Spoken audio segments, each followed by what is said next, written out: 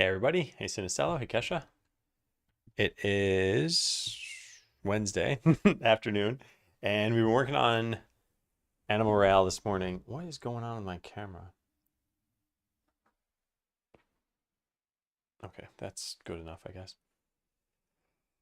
Yeah, so we made a lot of progress this morning. We got the game running again, and there are two main things I want to do this afternoon. One is fix the kill leaderboard, and I guess this is actually the most important thing, which is just getting this to the point where we can run it on break time. I think it's more meant for the lunch break sort of thing and not to just be finished within maybe 3 minutes or something. I don't know, like I said, if people are going to play this or what's going to happen. Toulouse shared this with me while I was on my break, which is Prism Launcher. It's apparently a way of managing Minecraft and launching and connecting directly to a server. So I want to try this out. I wonder, getting started, downloading, installing. Is there a thing here? Just go to downloads, choose the option that'll work best for your operating system. I was thinking maybe they'd have like a brew install. They might actually. They have all these instructions. They don't. But they have a Mac OS version. Yeah. Oh, they do have a cask for this. No quarantine Prism launcher.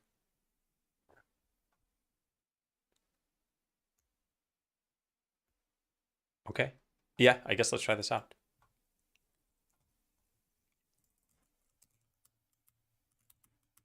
Yeah, now I trust Toulouse and Toulouse trusts this.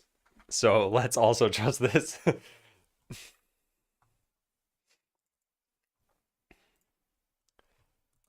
Yeah. So it's installed Prism launcher. I don't know exactly how this works. Select the language you want to use. This, I guess. Have you ever dealt with the dress coding companies? I want to hear your perspective on this. I worked for more than 5 years in a company where nobody cared, as long as you were a good employee. Recently changed companies for a better salary and environment. Had to deal with what I'm wearing and when. Am I just overreacting if I say that makes me mad? I think it's worth understanding why it makes you mad. I personally probably wouldn't have a problem with the dress code. I don't think there's ever been a dress code at any place I've worked, except for the like super obvious stuff, wear clothes to work. Other than that, I mean, people could have worn shorts and t-shirts all the time. Like, I don't think there was a casual. There was a level that was too casual. If a company did say you need to wear like a business suit every day, I think the only thing that I find frustrating is having to put on that style of clothes every day because it's just more work. But from a like, are they controlling me sort of perspective or something? I don't think I'd care about it from that point of view. And like you said, better environment, better salary. I mean, you take the good with the bad sometimes. And yes, your word is something too. I've never tried this though. So let's see.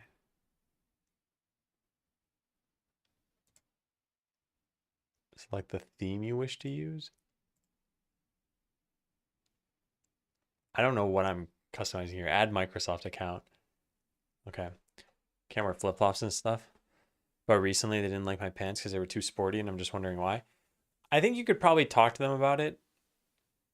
Usually, places with a dress code have a very well defined dress code. It's usually like, here are the sort of articles of clothing that we like that you can wear. Here are the articles that we don't like that you can't wear. So they probably detail somewhere, okay, here's exactly why well, maybe not why, but here's the kind of pants we don't like or the kind of pants we do like.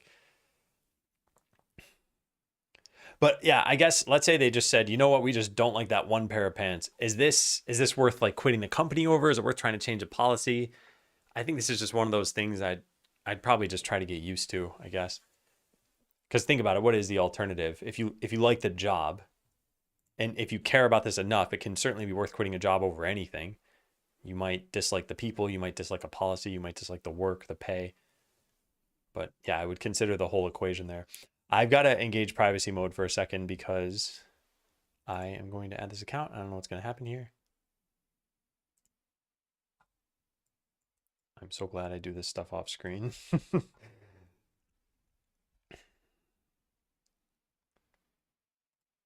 Okay. I think we're good. Are we good? Fetched my profile information. Okay, cool. I think it got it all. It says I'm logged in. I don't know how to use this, and I don't know if we can launch this from the command line. That's going to be pretty important. Hey, Toulouse. So I just got Prism. HR never bothered to tell me that to my face rather than inform my team lead, which then tell me in a one-on-one meeting. Just feels like I'm just a boxing bag. I think as long as someone with authority is telling you, I think that's okay. Your team lead might know how to better communicate it to you and maybe should be made aware about this in case there are problems in the future. So like, from my point of view, I don't see a major problem here, but it all depends on how you feel from this. So yeah, I would still say to just weigh this against any pros that you also see with a company. Because it sounds like once you have figured out the dress code that there's no more toil from it. It's just you buy those clothes at some point when your other ones are either, I don't know, worn down or out of style. You just wear the ones you've got. That's it. All right, so add instance. I mean, I get that we start this way. We probably do this. No mod loader is selected. Where did I even load this such that we got the plugin in this folder? I don't even remember. I guess we launched the server in a specific way, and that we're still going to launch the same way. So the client is just a vanilla client. Yeah. And then I guess we edit this and we say where to connect. Server. Add. Localhost. Resources. I guess just always download. I don't know. Launch.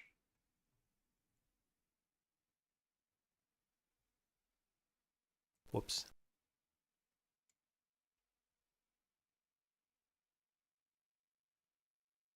Okay.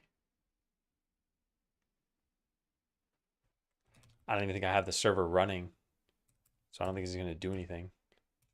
But we can start the server. This has a lot of stuff to download. It's probably going to try connecting and then fail because I didn't start it in time. Nope, never mind. Looks like it's doing everything fine. Press enter to enable the narrator. Oh no, it probably wiped out my changes, right? Doesn't seem like it started. Under settings and MISC to choose server.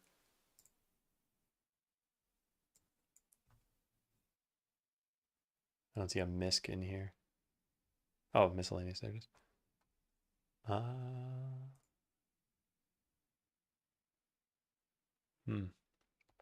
Edit the instance and settings and MISC.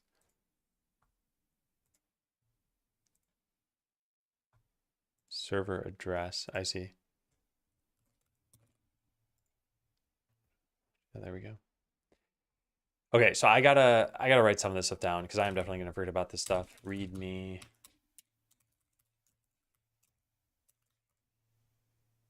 Launching from the command line. Download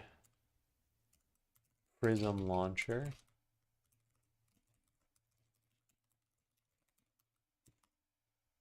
Add a client in its settings, miscellaneous, set a target to join on launch, and fill out localhost for the server. This will probably work, but then the issue I'm going to have is I need to launch even this from the command line. Hopefully they have a way to do that. So let's make sure this launches into the game directly. It does. Okay, so cool. We're good there. We also need to maximize this, which we could probably set up. If not, I could use Hammer Spoon for that, I guess. All right, did that just spam Twitch chat? No, it didn't, thank goodness. Well, it's probably going to. All right, let's see. Maybe I just need to get used to this because maybe if I was to join a much bigger company, I'd have to wear a suit, right? I don't think many companies require you to wear a suit. Certainly not Facebook. I have friends who, well, not Facebook in the US at least. I have friends who work there and they don't have to wear anything different.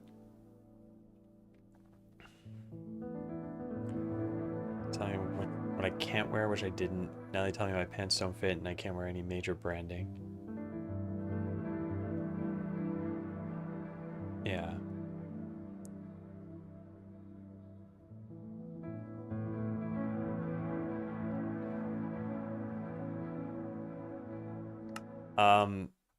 All right, we're gonna have to customize the controls again probably, but before we do that, how do you launch this from the command line, I wonder? Command line interface. Oh, thank goodness. Please tell me we can take a profile and a server and whatever else. Looks like we can. Looks like we can. Okay, so how do we do this? Prism launcher is not a thing. Prism, no matches found? Huh. That's a bit strange. Maybe we have to launch it directly from the application itself. Like applications/prism launcher. And maybe we can just print -h here. Unable to find header file matching map. What? How do you launch an application?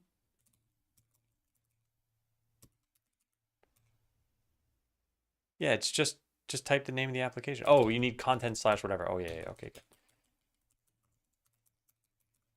Contents/Mac OS, right? Slash Prism Launcher -h. Nice, we got it. Okay. Hello, I'm trying to copy this. Why can't I? There we go.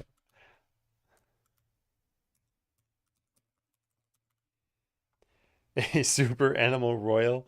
This definitely sounds like some bot just came into my YouTube stream. It's Rookie. I don't recognize that name. It just strikes me as like, hello, I'm a bot. I've taken the title of your stream. So funny to me. Hey, who cares?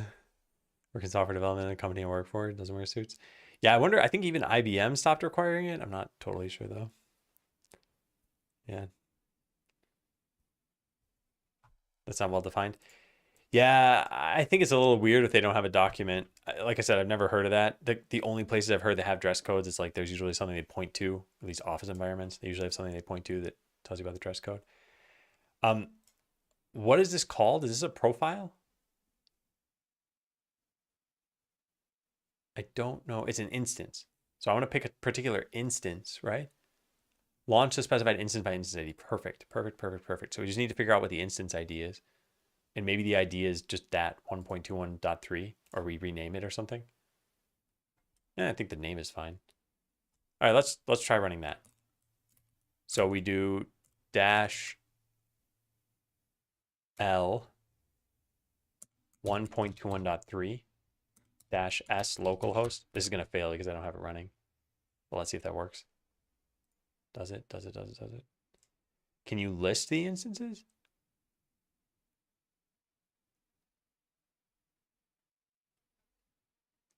I don't know what an instance ID is. I mean, I guess it's this. I don't know where you find the ID.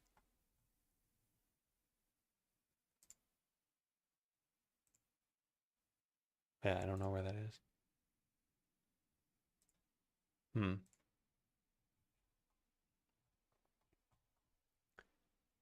Launch instance in online mode. I don't see what this is. Huh. Oh, instance ID is the name of the folder. Wow. Folder where the instance is contained, which is 1.21.3. So why didn't it launch this? Maybe I need to quit this and then do I'm just going to do --launch. I don't know what's happening. Yeah, I don't know what's happening. Read the browser next lines. Yeah, I got this. Click on instance folder. I think it was just called folder. Yeah, it is just called folder. Now copy the name of the folder that opened. 1.2, 1.3, yeah. I don't understand what I'm doing wrong then. Close Prism Launcher after the game. Try without the S. Yeah, maybe. Let's try that.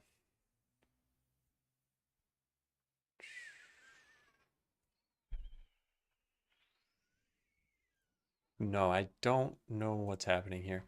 Maybe we should rename this and try again or restart or something. Is Minecraft running already? I don't see it. We created a shortcut prism launcher. Why is this running? Dash dash launch. Okay. Only thing I can think is I need quotation marks around this, which I don't think that should matter in Z shell because none of those should be interpreted any differently. And that seemed to work. It looks the same as you. Yeah, the only thing is I had this already running. I wonder if that had to do with this. Let's try this one more time. Oh, there we go.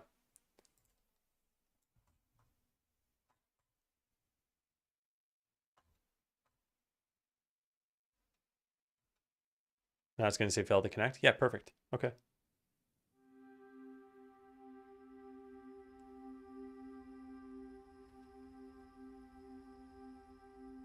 One sec.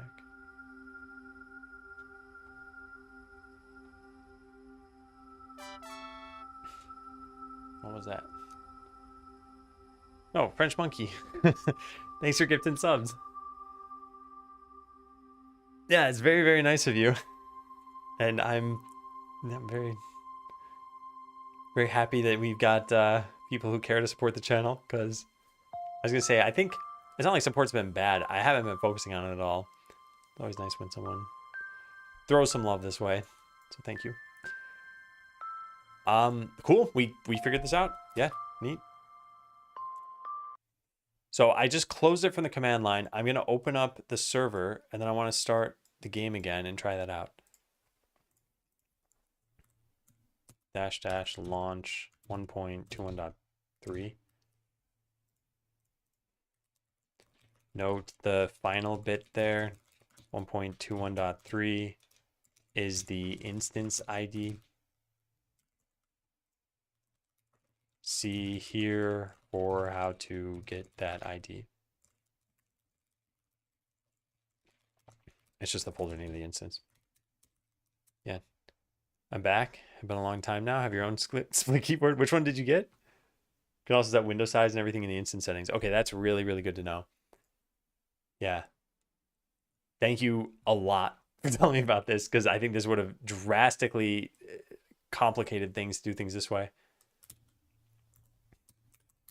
So, oh, wait, oops, I didn't mean to delete that. Okay, make sure to change the client settings, turn off my camera and OBS, etc. All right, start the paper server. How do we know that the paper server is running? I wonder if there's a way to do that. What port does Minecraft run on? 25565. So can we see somehow that it's running? Can we do like an ls of dash I? I don't know how you run this. List open files. Isn't there a way to check for ports? I don't know. Let's just look online. ls of port. Check for listening ports. Where are you? There's a way to do this for specific ones, right? There's like a ls of something colon something. 3W6B2. Let me look this up.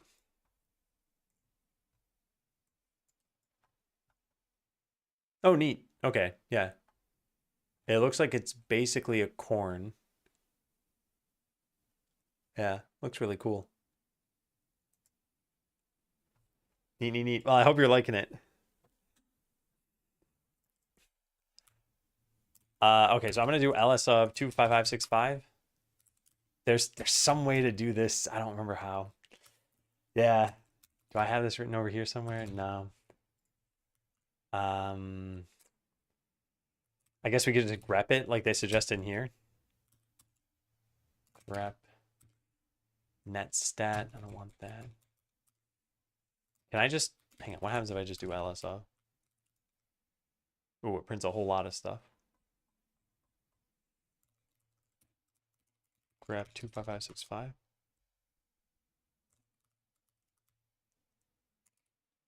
That's, I want something slightly different from this.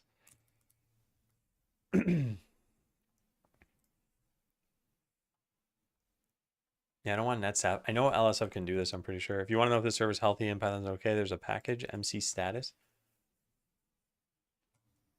I wonder what this does, because I think we could probably just see if something is open to this port. Wow, this has quite a lot of code just for this, huh? You can invoke it as a module too. Trying to fix it for 2 hours now. Huh. How is it not working? Is it not launching, or is it just not actually doing what it's supposed to do? How does this function, and why is this so complicated? I would have expected it to be like one command. Provides an API and command line script to fetch publicly available data from Minecraft servers. Retrieves data by using these protocols: server list ping and query. Yeah, maybe I should just do this. What are we doing? We're getting it so that Minecraft can be started from the command line and automatically connect to Animal Royale. And then we're going to start improving Animal Royale. All right, maybe we just do this. It's now executing. I have no clue. Not execute. Oh. Does where grep show you anything? Or which grep, I guess? Because it might tell you a little bit more. Yeah, I guess we can use this. I just thought maybe there'd be a simpler way. Oh man. Okay. How will we do all of this? And what does my current thing do? And how are we gonna launch all of that stuff? Just try pinging it first. It said check ports with LSF on that page. On what page? I might have missed it. And yeah, I don't. How do you use ping with a port? Because it wouldn't respond to ping potentially. I was thinking as long as I can tell that the port is open, I should be okay to start Minecraft. And there's probably a way to do that, and I just... Where you found the netstat command? Yeah, there's a way to check it, but... This, I guess? List of all listening ports. I don't remember it being a difficult command. This does show Java there, so I guess if I grab 25565, I can see it.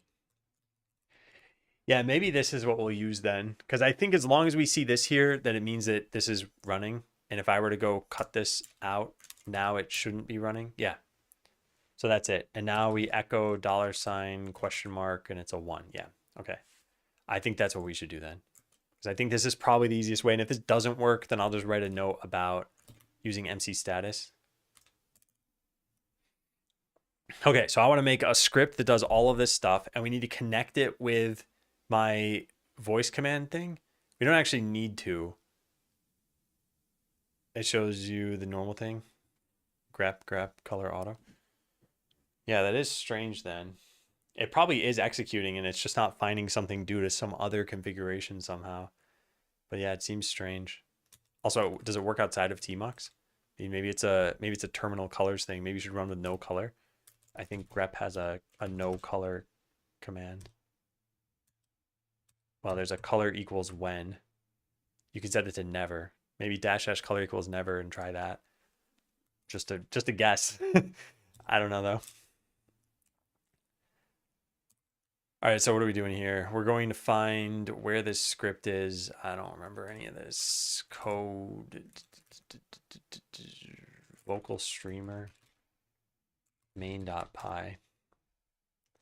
This is what launches everything right now, right? We should see something about Jump Royale. Yeah. Trigger phrase. Open the process, sleep, do some stuff. Yeah, so we need to just write a Python script that's going to do this stuff. It's just a trigger phrase uttered. For what? Game proc. God, this is the worst. Can you curl local host port? I can try that. I think this command for LSF should be fine though. So if we have nothing right now, and we'll see what happens when we keep trying this. Empty reply. Yeah, so this would also work. I think just making sure the port is in use. We can even make sure it's in use by Java.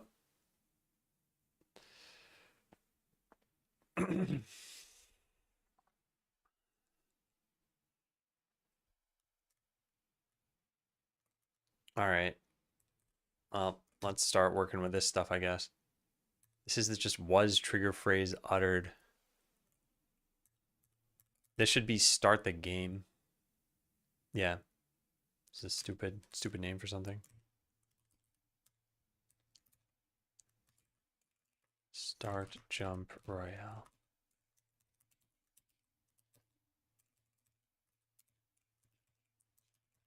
All right.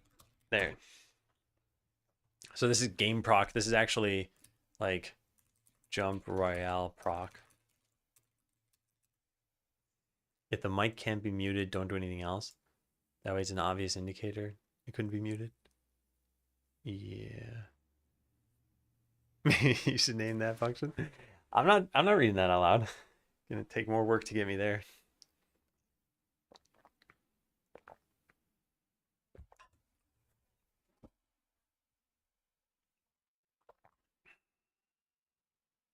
So this can't be start break. This needs to be start jump royale trigger phrases. Stop break, close game. Want to do this for any kind of game, right? Got a lot we got to kill for the other thing though, for Animal Royale. Okay, so start Animal Royale trigger phrases. 11 p.m. University tomorrow. Good night. All right, take care, French. Thanks for the 5 subs. Hope you like your keyboard. I just do it for the chuckle. Sensible Chuckle Magazine. Is it TNT time?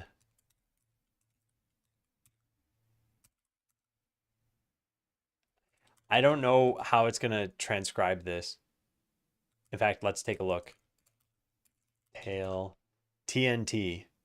I am going to throw a stick of TNT at that sheep. Yeah, okay. Well, it's transcribing it as just TNT. If I say TNT another couple times, TNT, TNT, TNT. Okay, that time it hyphenated everything. It did T and D. Ah, yeah, you're right. TND. Also add TNT. Did it ever get that? Because this I can see it doing.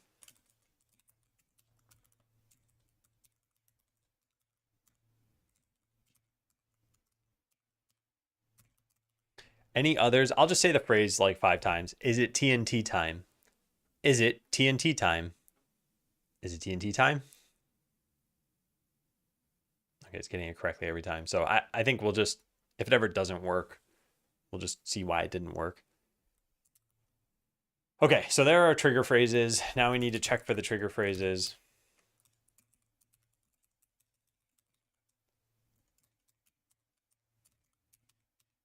Then we're gonna start Animal Royale. And this function is gonna be a mess. Quite a mess. Okay, so to do, write this. But before we write this, we also have close game somewhere. Where is that? Oh man, it just tries killing the process. Yeah, I don't like that. Found a match truncates the file too. Okay, so what we need to do is something like this, where we check to see which game you're killing. Okay, so there's a Minecraft client proc, there's a Minecraft server proc. So we need 2 of them. And it's possible we never even started the client. I'm using voice attack, or which program for your voice? I'm using, what's it called? Local vocal.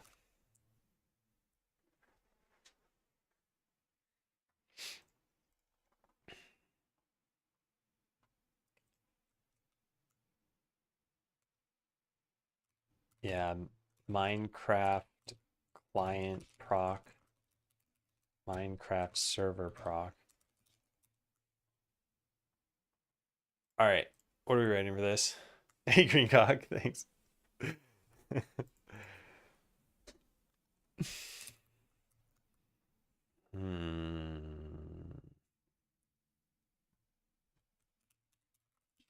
Write about curl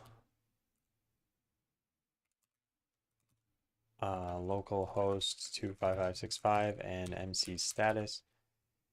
All right, so how are we doing this? We got to launch paper first. Paper is launched via this command.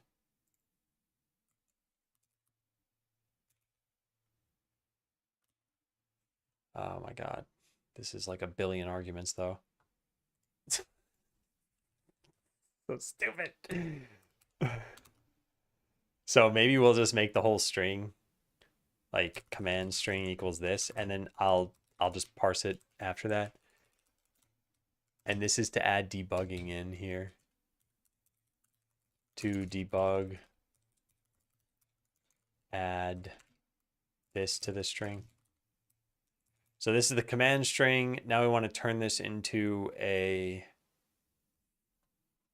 array so that we can call p open. It looks like we can just split on space. I guess let's just do this manually and make sure that that makes sense. So we take every space, we press enter. Is that correct? Yeah, looks good. What's this? mcflags.emc.gs? What is this?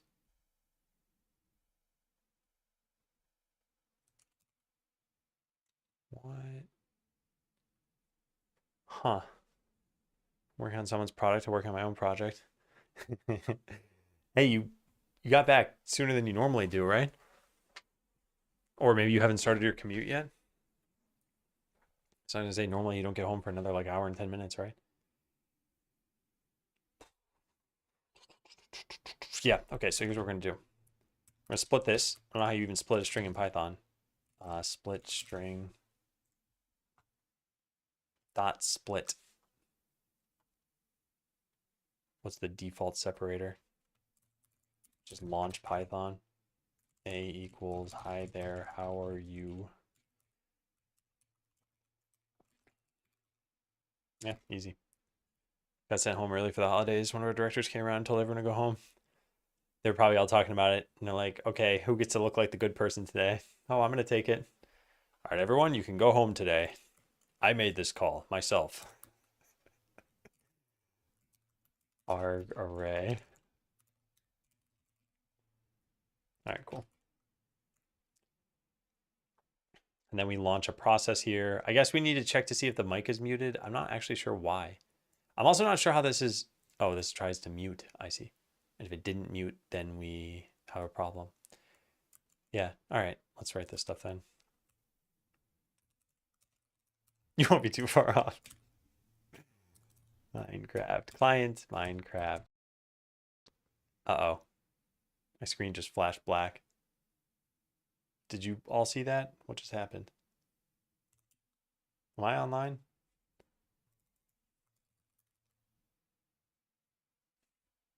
Uh-oh. Can still see you. Okay, yeah. Did you see the screen flash? Screen looks frozen. Yeah, you're right. How did you know it looks frozen though? I wasn't doing anything on it. That's a very good eye ski.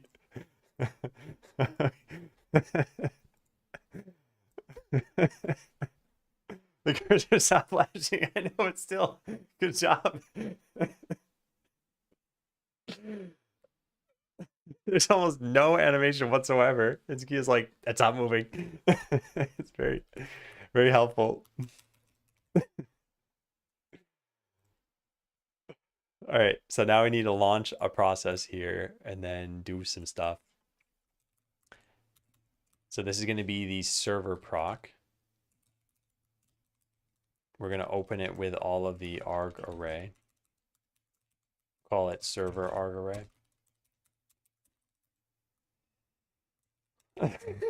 Counting the cursor blinks. All right, so the process couldn't start, then just say that it died or something, switch game scenes. We actually, the amount of time it tends to take seems to be like 10 seconds. Where does that print out? It says how long it takes. There it is, done, 8 seconds. So this can't start quickly. So I guess we'll just pull every half second or something. How do we even do this? I don't know. Let's just enter a while loop. While true. And sleep for 0.5 at the end of this. MC client startup takes a moment too. Yeah, although I think we need to start the client after we're certain that the server is open, because otherwise it'll try connecting automatically and it'll fail, and then nothing can recover from that unless I control it. So I think it's going to take like 15 seconds for all this stuff to start up, which is fine. If I'm going to take a lunch break, who cares about 15 seconds out of like 20 plus minutes? But if I were ever just doing this on a short break, then I guess, well, there's only so much you can speed this up. So I guess I just wouldn't turn off my mic in that case. Anyway, what we're going to do is check to see if it is... What does poll do?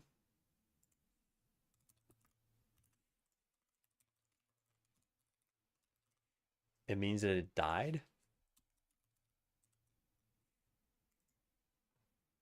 Check if it's terminated.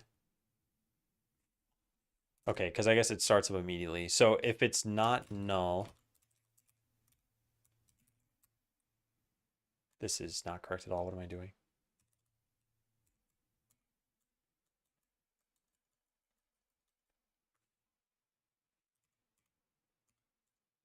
Yeah, there.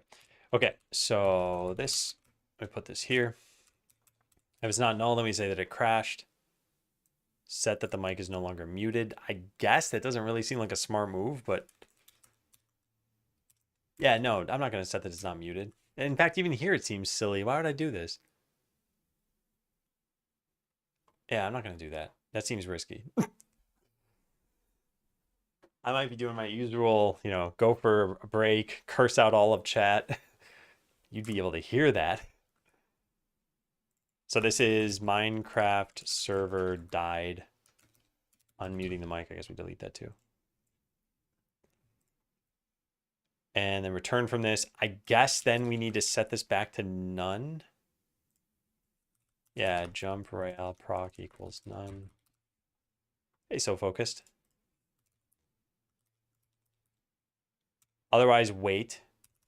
And now the next thing we need to do is check, is this online? Which we're going to do with this command. Okay. We could do curl localhost 25565 or use the Python module MC status, but this is pretty easy too. Talking to no one after coming back. What I say is I just tell my computer I'm back, and it switches scenes and also unmutes my microphone. Want to unmute so you could talk again about it not launching correctly before you left on your break? Yeah, but I don't think this has ever happened. And I think if it did happen, I'd just be like, oh, no one can hear me. It's the kind of problem that I think it eventually just kind of fixes itself. Either way, I think it's the bigger case is I just don't ever think this is really going to happen. So you do curl localhost or do this. This is pretty easy too. So we want to run this command, but we want to run it from Python. How do we easily run a shell thing from Python? Run shell command. Probably just the same thing, sub process, right? Yeah, sub process. You're yelling at us.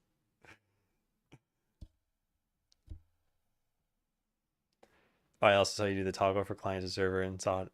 I saw on the screen, didn't swap.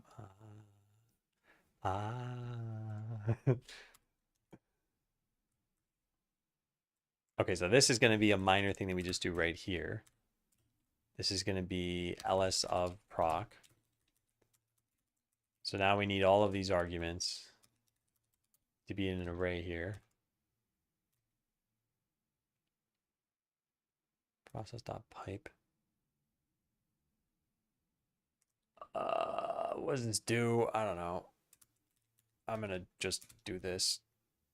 Let's go back into Python over here. Import sub process. ls of proc. What did this do? Can I get the output or something?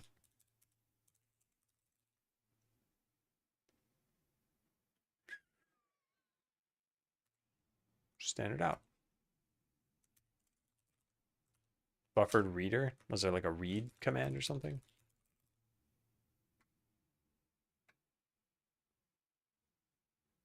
Whoa. Okay, right, because this is not going to tell me anything on its own. We then need to check this to see if it contains. Right, how do you check string contains? Is it just in? Yeah, it's in. Okay, so 25565 in this. A bytes-like object is required, not string.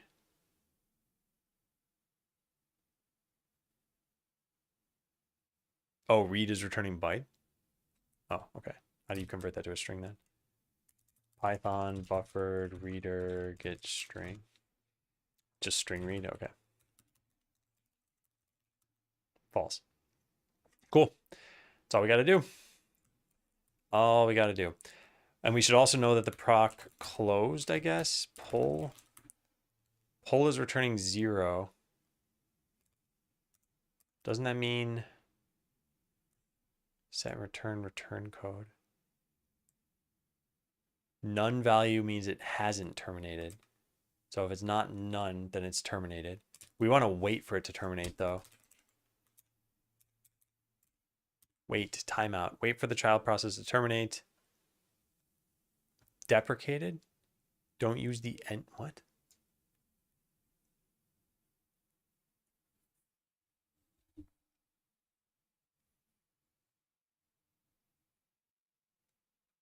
I don't understand what this text means. Don't use the end time. Where's the end time parameter? Oh, okay. It was, yeah, I got it. Sure. Okay, so then we'll wait for this for, I don't know, a couple of seconds. And if it doesn't work, then we'll just bail out. ls of proc dot wait for 2. Is it in seconds? Yeah. Or maybe 3, I don't know, whatever. And then we need to catch something. What did it say? Timeout expired exception. Yeah, so let's copy paste this over to here. And actually, it's not really that hard to write ourselves, I guess.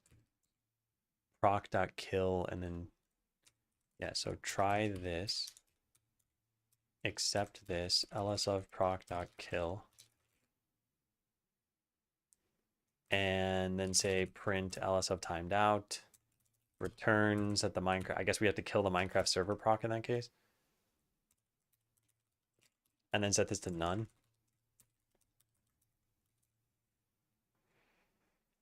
Production host is down. One of those IT situations where things just go down during the holidays. Only people affected are my family since I host a Jellyfin server. They won't be able to watch their potentially pirated media anymore.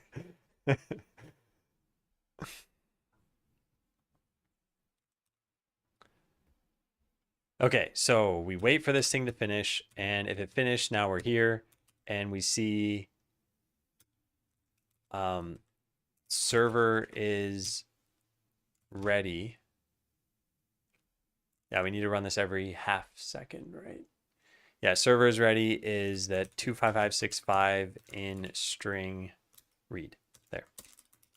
And then if server is ready, break. Otherwise, we're just gonna keep trying. We will try this endlessly though. So at some point we need to break out of this.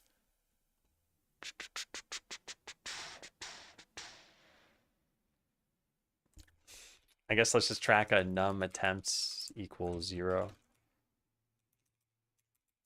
Num attempts plus equal 1 if num attempts is greater than. So each one of these things is going to wait for up to 3 seconds, but it could be instantaneous. So I guess each one of these things can be instantaneous, and it'll just try for 0.5 seconds. So the number of attempts we'll do, I don't know, 30. Print didn't start up after 30 attempts. Yeah, Minecraft server proc.kill. Minecraft server proc equals none. Return. Hey, Trackley. Guess I'll have to wait. If your brother gets mad, that is a level of entitlement that is heretofore unseen. If poll returns none, you'll still have an infinite loop.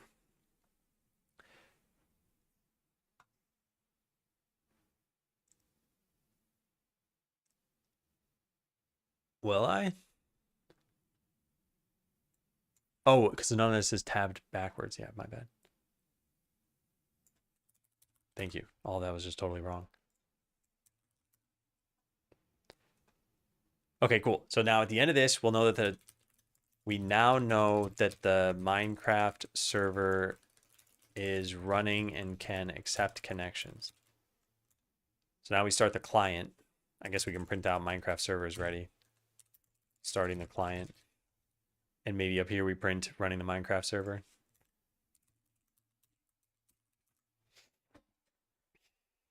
Okay. So now what we do is we run that command from over here. Where is it? This. All right.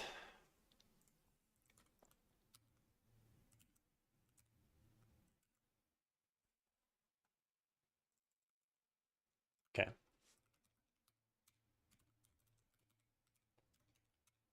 All right, so we want this as the name of the process. Then it should just know what to do. Yeah, launch that. All right. There's no way to know if this worked.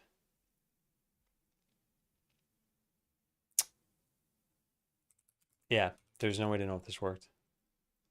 We can tell if it crashed after like 5 seconds, but we'll never know if it connected. I think that's okay.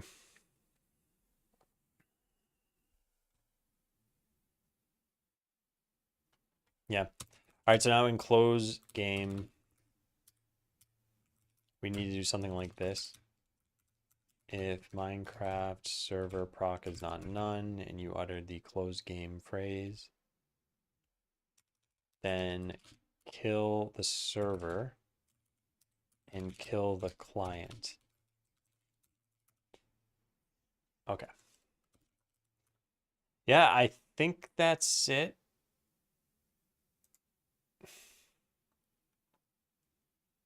I think that's it. We can test it out. We might as well, right? For the players in the server, if you ever want to make it more robust. Oh, interesting. Yeah, I guess we would be able to tell if it started up correctly. I guess we also could have just logged to a file or something from my plugin, even if we didn't have MC status. I'll write that down.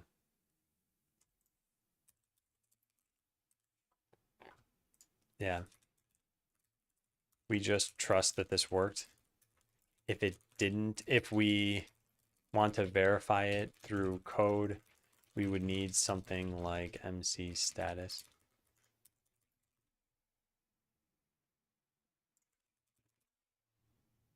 Yeah, I might as well link to this. Okay, let's test it out. It might crash OBS. If it does, I'll restart the stream. Script log. Refresh. No, it failed. Oh god. Oh god. Everything's breaking. Cannot access local variable Minecraft server proc. Make it stop. Make it stop. It won't go away.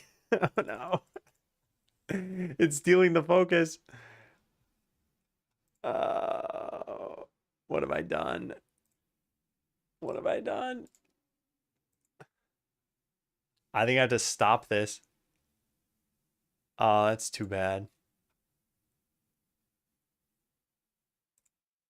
All right, yeah, I trashed it. I don't even, did it launch Xcode or something? Yeah, it did. Yeah. Xcode, I can't even stop this thing. Right clicking, it doesn't do anything. No, I don't care. I don't care. What was for lunch? I had chicken tacos. So what I should have gotten the error message. I just closed it. Oh man, come on. What am I doing? I gotta set this as a global. Yeah. I think this is the only problem here. Same today? I'll for dinner? Wow. Maybe I'll have for dinner what you're going to have for breakfast tomorrow. Although, you know what I bought? Actually, I bought a couple things that are kind of interesting. One, eggnog. Oh, I love eggnog. It's the best seasonal thing ever. And I plan on having some of that. And I also bought something I've never had in my life, which is an axe. We got a shipment a year ago for furniture, and it came on a really big wooden pallet, and then it had 8 small pallets on it. And the big pallet, I called up our trash management company, and once a year they let you haul something big away for free. So I'm like, hey, I have this big pallet. They came, they took it. Well, I have these 8 tiny ones. I could pick them all up with my hand, but they're just big enough that they don't fit in our trash can. And I call up the waste management company and I'm like, hey, these are all really small, but technically everything online says you're only allowed 1 item per year. And she's like, hold on, let me check. And she's like, yeah, it does say 1 item. She's like, if you might need to pay for it to get hauled, and to pay for it to get hauled is like $35. And I'm like, well, I could either space it out over 8 years, or I could just buy an axe for $15. So I bought an axe. Hasn't arrived yet, but then hopefully I can break down these pallets. Eggnog ice creams that taste like bubblegum. Eggnog ice cream tasting like bubblegum. None of this makes sense. Are you still stuck in sheep mode over there? It's custard, not a big fan. Oh man, I love it. It's like the best drink. I would not say it's like custard, by the way, or at least not the consistency of custard. It's very liquidy, because I think custard is more viscous.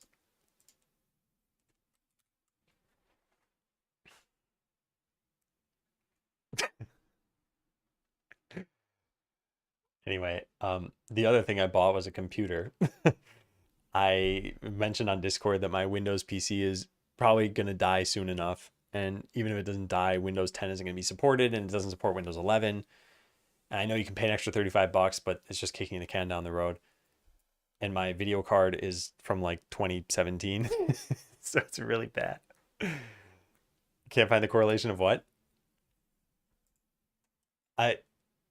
The correlation to eggnog, at least, was that don't make me hungry. I get angry and green when I'm hungry. And then the axe was because I purchased 2 interesting things. And the new computer is the 3rd interesting thing I purchased that I'd forgotten about. So those are the correlations. It wasn't totally random. Okay, we need to launch this again, which means I need to add this script again, which means I need to find this. Copy path of active file. And then do one of these things. Whoops. It doesn't let you paste in this dialogue. I've never understood this. It's a system dialogue. All right, now we look at the script log and hit the refresh button. Okay, I'm going to try this. Let's just see if it works. I really, really hope it does, but I'm not positive what's going to happen. Is it TNT time?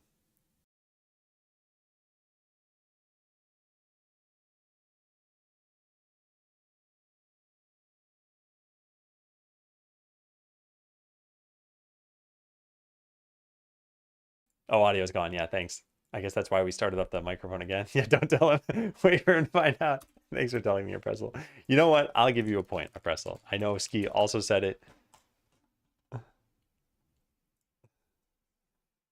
No, I can take that point away, Oppressal.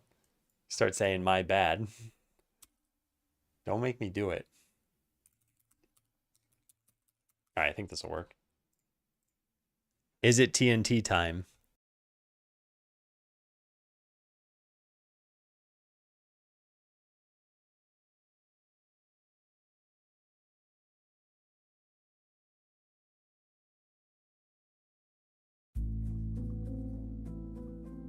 All right, well, I'm unmuting.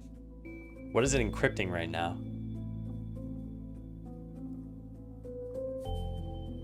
I'm stuck on the screen.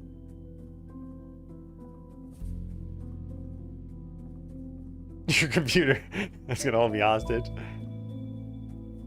What is this doing? Is this like a joke error message? Or a joke loading message? Encrypting. Stuck at encrypting. Failed to connect to server. Uh-oh. Uh-oh. Let's try again. What is happening right now? Oh, this is going to be practically impossible to investigate.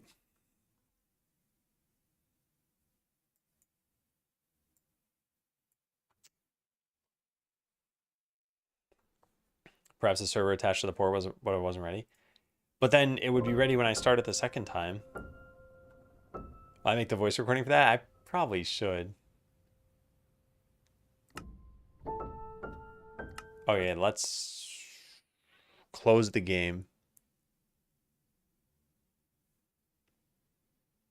Trigger phrase found. Close the game. It doesn't say that it did something. I should probably have it say that it did something.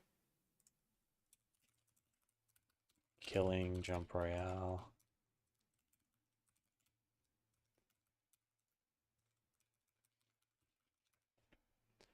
Maybe the message top right OBS prevented from modifying Mac. Oh, yeah, maybe. Let's allow that. Update or delete other applications? Why does it need to update an application, I wonder? Maybe because it's running Java? This is probably dangerous. I think a smarter way of doing this would probably be to write another server, have OBS call out to that server, and then give the server the privilege. That way OBS doesn't just go nuts over here. Mentioned you were talking about the new PC on Discord. I think it was in the gaming channel. Or maybe coding. I'm not sure. You have to search for messages by me and then maybe. Yeah, I'm not sure where it is. Nothing dangerous. Just send it. Okay. Engage privacy mode.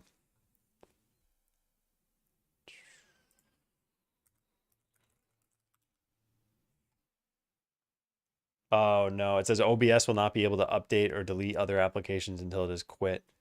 You can choose to quit OBS now or you can do it on your own later. Did you ever join the server from the Prism instance? What does that mean? Not sure I understand what that means.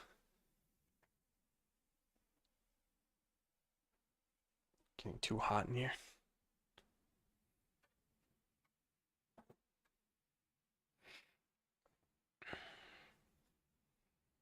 Okay, well, we could work around this with the way I just said.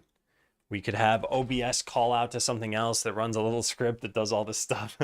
Or we could just trust that it's working. I can debug this tomorrow and we can just assume it's working. Yeah. And did you join the server from that one just to rule out that it's not something on the Prism launcher side? I just ran these same steps from the command line earlier. Like I launched through Prism and I think it connected. I don't know if I actually tested that. Let me run this one more time. Close the game. Did that work? Close the game. I don't know if it's getting this. It's not saying trigger phrase found.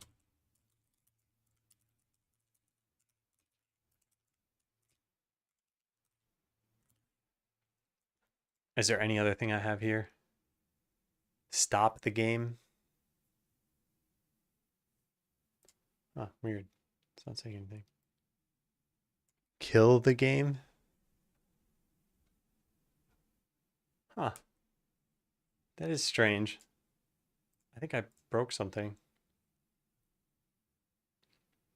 Okay, well, whatever. I think I'm going to try that tomorrow then. I think we'll just hope that this worked. Is there anything else we would need to do there? Connect the client to the server? No, that's pretty much it. So I'll write this for Thursday. Make sure the voice command works. I needed to give OBS permission to launch something, but then I needed to restart OBS and just didn't do that. Before you're joining the server from the official launcher client, now you're trying to run a third-party launcher client. Not sure if there's anything that can go wrong with that. Well, okay, what I mean is, and maybe there's some like phantom Minecraft thing open, which we should probably look at, huh? Yeah, there is. Oh man. All right, well we can just kill this, right? 244624661. Hang on a second before I do that.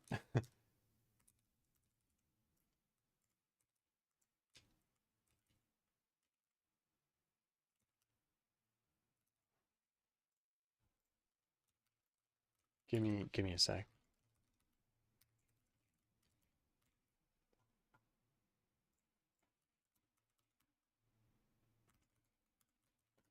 I'm trying something off screen. I want to make sure I'm going to do the right thing here. 2632461. Yeah, there it is. Okay, good. This was started with debugging on though. Wait, maybe that was the problem the whole time. I don't actually know.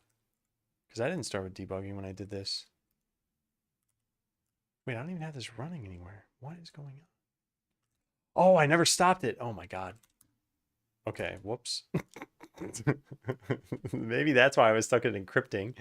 Maybe, what, is it broken in IntelliJ? No. I don't know what that was all about. Well, let's try this again. So I'm going to run the non-debugging version. So we're going to get rid of this. Unable to access jar file. I'm in the wrong location. Oh, that's going to be another problem, isn't it? Darn it. What is this going to do? Yeah, that's going to be the problem. I didn't even run this from the right location. I'm just not even thinking. It's not that it was still in a breakpoint as far as I know. Hey, Richie. And no, it's not going to, we're not doing away with Jump Royale.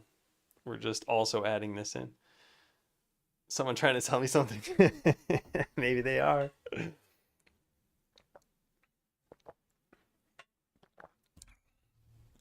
All right, so we have a couple things we got to fix.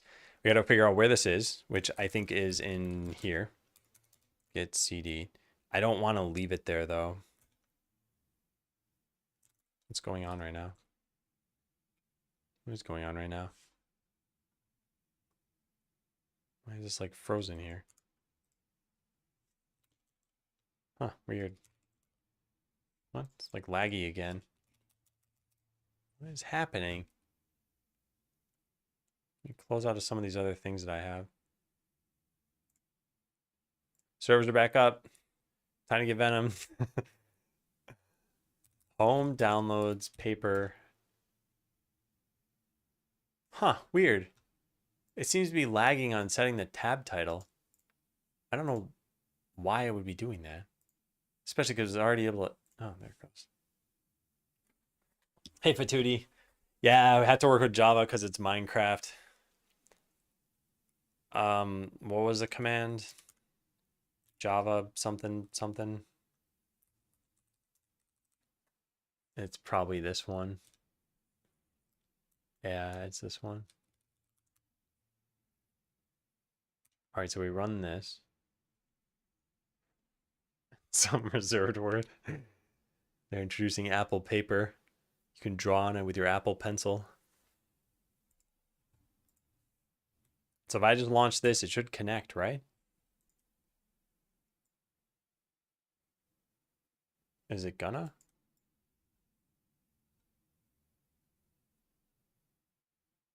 Yeah, it worked. Okay, so we can launch from the command line. It should work from OBS. Let's close out of this. Quit, close, delete, uninstall.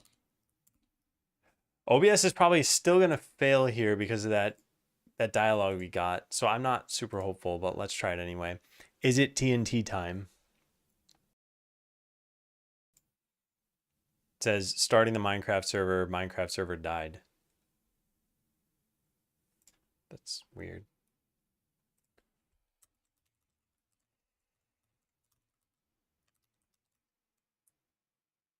Died immediately. Oh, because we're in the wrong location, right? Why do I keep doing this? Apple eraser, $50. No, you just use the back end of the pencil. It's all electronic. Python subprocess set CWD. I might as well just let AI answer it for me, right?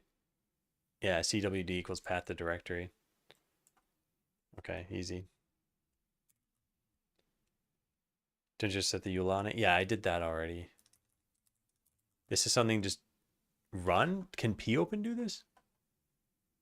P open, yeah, same thing. Okay, cool. CWD equals where you at? Where you at?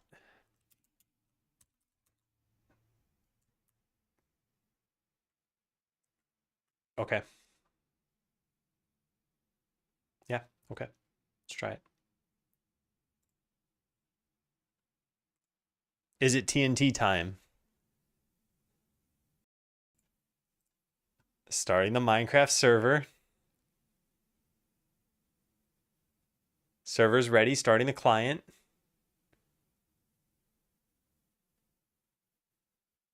Is it gonna work? Oh, it worked. Whoa. Neat. Cool. Wow, and you can already join. All right, let's play a game.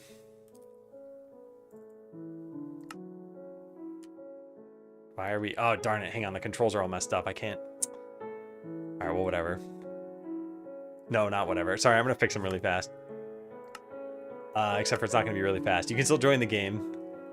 Strafe, left, right, walk backward, forward, sneak. So we need to fix P, T, and F.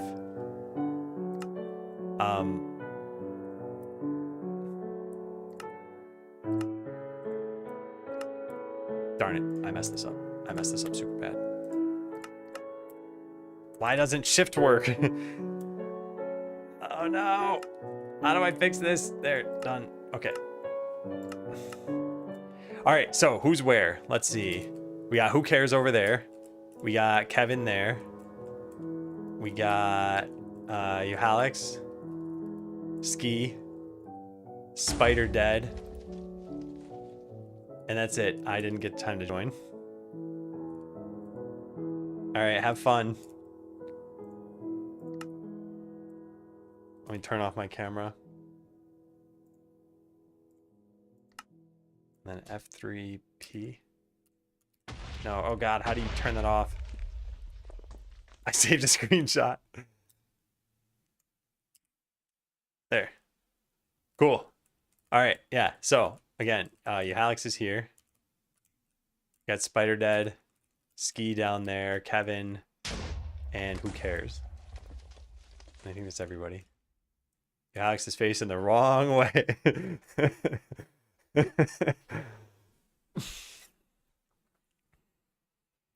Ski, I think you have too many arguments there. Oh, Ski destroyed himself. The kill leaderboard still isn't working. Let's see, where's Spider Dead facing? Spider Dead's facing downward. Gotta be careful not to shoot TNT into your own face. All right, whoever's down there is looking at whoever's over there. I think it's Kevin looking at you. No, not you, Alex. Who cares? Yeah. Oh, wow, good shot, you, Alex. Nice arena. I know it's very, very unfair. You, Alex, has like a winning position over here. Ooh, nice. It's just 2 people remaining. We got Spider Dead over here, and we got you, Alex, over here. And so Spider Dead, if you've never used a TNT command, you'll need to use it. Whoops.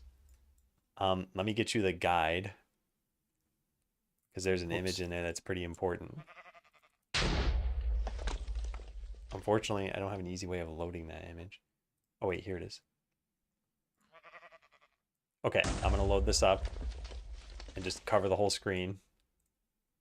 So, this is the command you need to use. TNT, yaw, pitch, power, and time to live. I know it's ridiculous. We're gonna try to make this a little bit easier in a bit. I suck at the coordinates. It's very tough. For sure, it is very tough. And I'm gonna try to make some things a little bit easier. Another thing we got to do is make it so that it's always daytime, because I think it's a little too hard to see when it's nighttime. I wonder if we can turn off the day-night cycle. We probably can. I thought yaw was vertical. In the game or in real life? Because I think I would have looked it up, but it's like if I'm in my computer chair or you're in your computer chair and you spin, that's the yaw in the game. So if I turn 15 degrees to the right, That's add yaw 15. All right, those are going a little too far. Maybe decrease the power over there. You need to move. You can do exclamation mark TP and then a number to represent where you want to move to. I'm going to eventually make it be like word direction. Time set day, game rule, do daylight cycle false. Okay, yeah, I'll try to write that down and have the server automatically do that. Sure are destroying a lot of the terrain. I wonder if you can teleport down there and carve out like a little hole for yourself and then make it unmovable. Whoa, nice. Nice shot. Good job. All right, now let's try this. Close the game.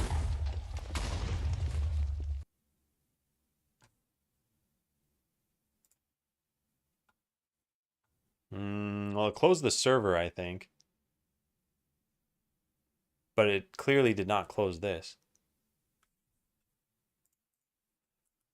Wonder how we get it to close that. Oh, we're probably closing Prism. Oh.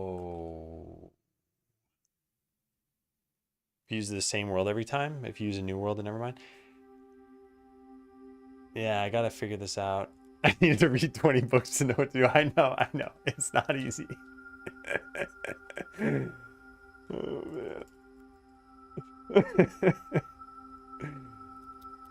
man. It should use the same world every time.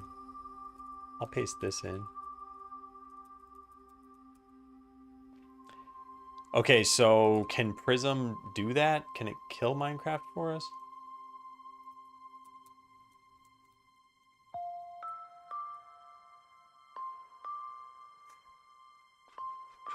Probably not. Yeah, probably we have to figure out what, like a ps-a grep. I guess it'd be Java, wouldn't it? Or can we search for Minecraft? Minecraft is showing up here.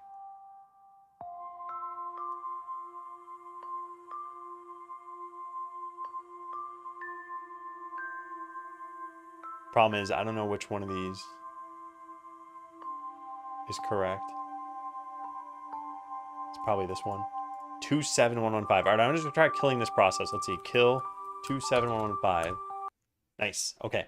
So we've got to kill Minecraft that way because otherwise we're killing Prism. That's going to be kind of annoying to figure out. Oh, I guess I could always just manually close down Minecraft. Also, I guess when I come back, I'm probably going to want to spectate a game, maybe? I don't know. Yeah, I don't know. I need to turn off my cameras too, don't I? Or just switch scenes? I probably need to switch scenes. Do I switch scenes for... I must switch scenes for that. Yeah, set scene by name. Here it is.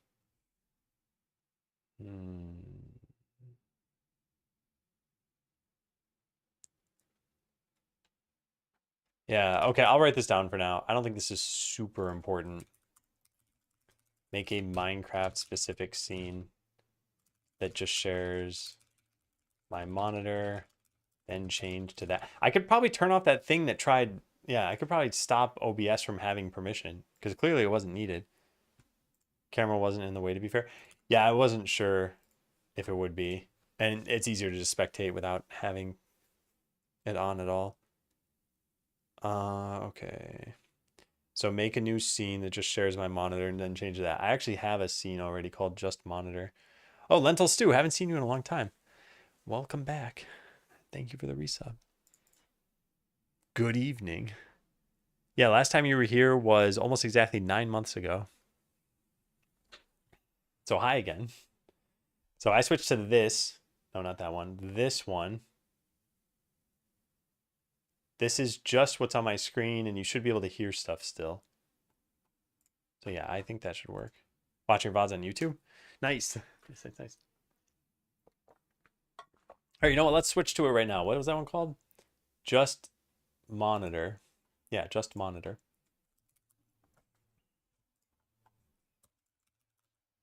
All right, set scene by name.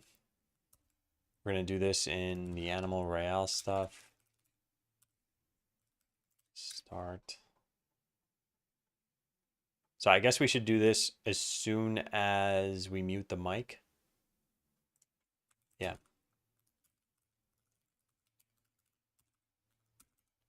Should probably make a thing out of this. Just monitor scene name.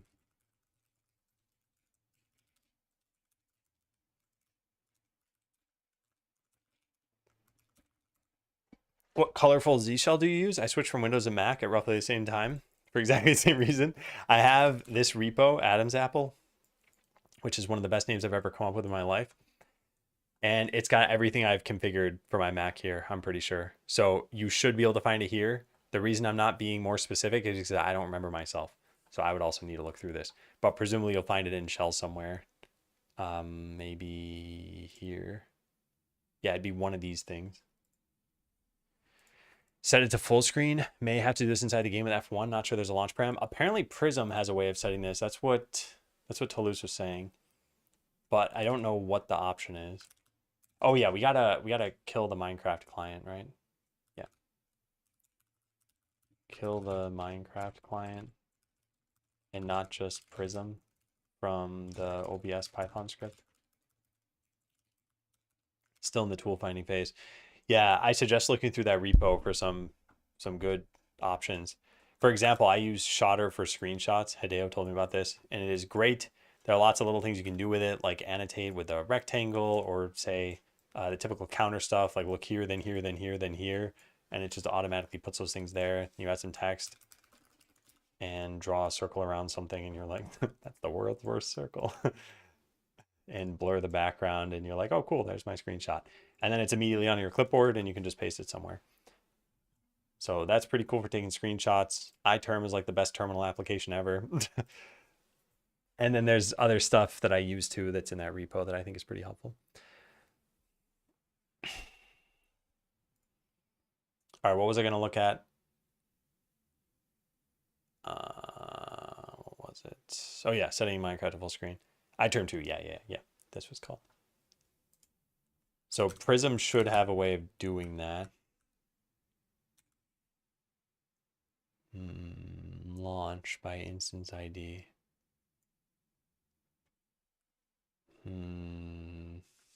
Maybe you do it from inside Prism itself. I think there was a way in here to set the instance size. Oh, Lentil Stew, thank you very much. Like 10 gifted subs from 2 different people in like 15 minutes. Celebrate the baby of the repo. Well, thank you. And welcome 5 new subs. It was very kind of you.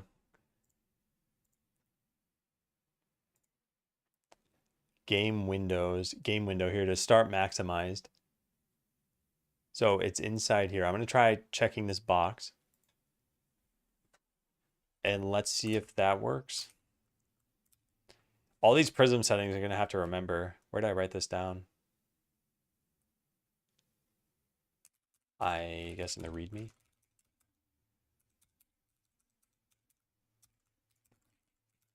And its settings. Where did that go?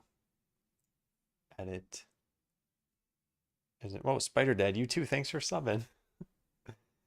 You're all so nice. Tomorrow's the perfect day for me to be grateful about all of this. Settings game window. There it is.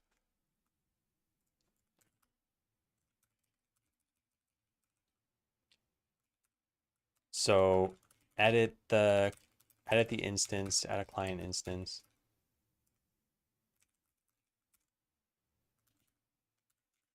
So it's settings, miscellaneous. Check that. Settings, game windows. Free sub as a lurker. I'm glad you're all still here and lurking. Start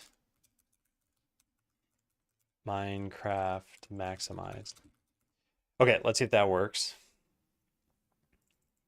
Oh, why did I switch? Yeah, I do still use both, and I have a command specifically for that. The short answer is it's just for real-time sharing. Everyone has access to this document. And I typically, usually I use Google Docs for the sharing stuff that I might do. So it might not be that everyone has access to a document, but maybe a few people do, or maybe I think I'll want to share it. I think that with Obsidian, it's a little harder to share just one file with someone. You can upload it somewhere, you can FTP it to a server or something like that, but then you need to constantly keep FTPing it. And maybe if you pay for their sync or their publish thing, maybe you can share it with specific people. I don't know. But Google Docs makes it just dead simple to do that. You just click the share button, type in their email address, and you're done. And I mean, Google Docs is pretty good and pretty powerful. Okay, so we're going to try this. It should launch maximized. So let's give this a shot. And I guess we'll play another game. Why not? Is it TNT time?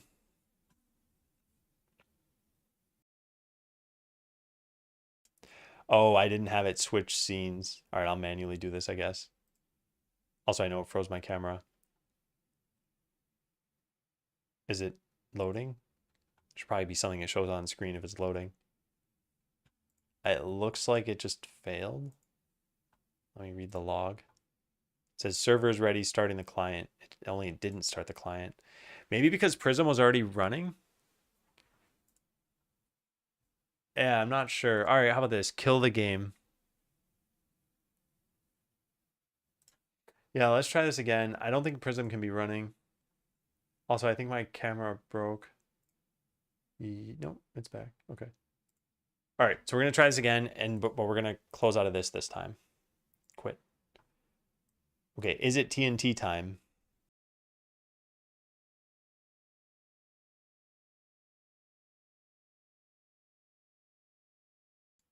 Oh, you know what? I'm probably doing something that's like blocking the OBS thread. It's probably my while loop. I probably can't do that. Okay, it did not start maximized. That's a shame. We have to figure out how to do that. Why? I can't even... Oh, it is maximized, I think. Oh, something's super weird here. Yeah, something's really broken. What? I can't move the window. I think it thinks it's maximized, but it isn't actually. Huh. Okay, well.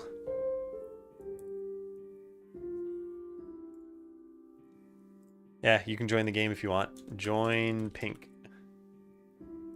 Color magenta.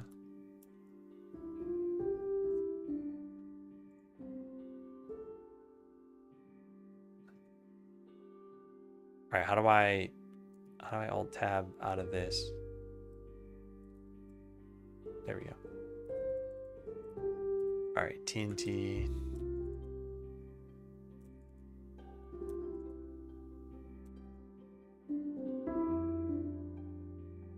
I'm gonna get you ski.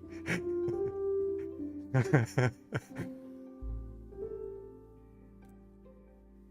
think I'm gonna miss though. Oh my god, that was almost really dangerous.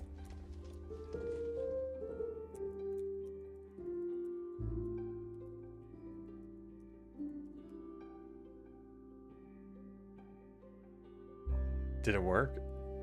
Did I kill Ski? Oh, so close! Oh my god, I'm so close. 1.6 and the tiniest bit more power. I need a message that says the game will start in 5 seconds. Yeah, we need a timer counting down. Oh, nice. I got Ski. Okay. Now I just need to angle myself that way. What angle is that? That's like a 60-degree angle. Quite a lot of power is going to be needed. All right, let's try that. Whoa.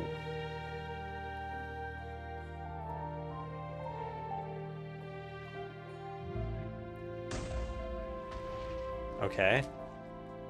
Okay, give me a sec. I know I just did that. So I gotta send this at 70 power.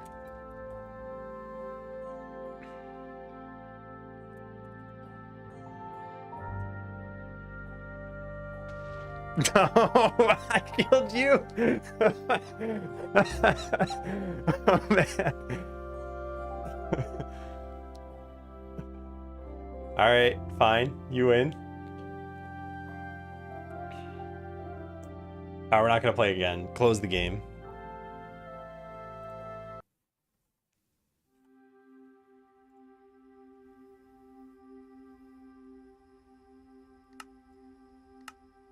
Yeah. Okay. So it's actually not the Minecraft client proc that we're even touching here. Minecraft client proc. This is actually the Prism or Minecraft Prism proc. Yeah. Okay. So that was fun. I even tried teleporting. What do we do? We gotta check that in.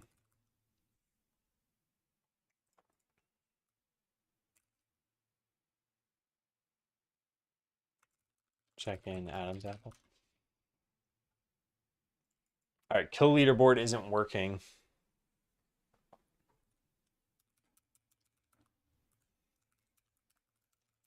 Maybe, well, show a AR command or something while in the lobby that people can know how to play, or just have it get typed in Twitch chat as a message.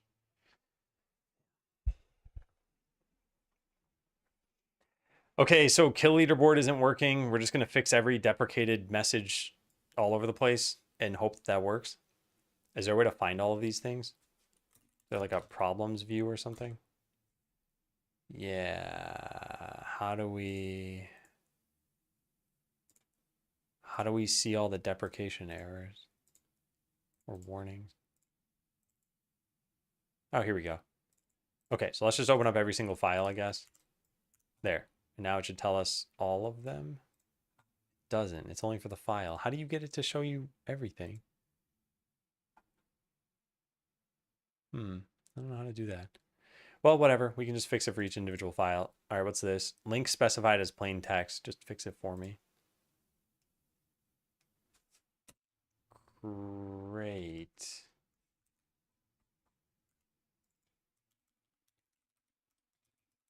Here. There we go. Okay, so util is fixed. What's next? If can be replaced with switch. Oh yeah, I hadn't actually done this. There we go. Project errors tab usually shows everything. Yeah, I'm not sure why it's not right now. Parameter args is never used. I don't care about that. Variable is already assigned to this value. That's fine. Actually, you know what? We could just make this a different color altogether, right? Is there a default down here? No, surprisingly. Okay, then let's just make this default as well. And then delete this. Does it not like that? Not last case in switch statement. Fine.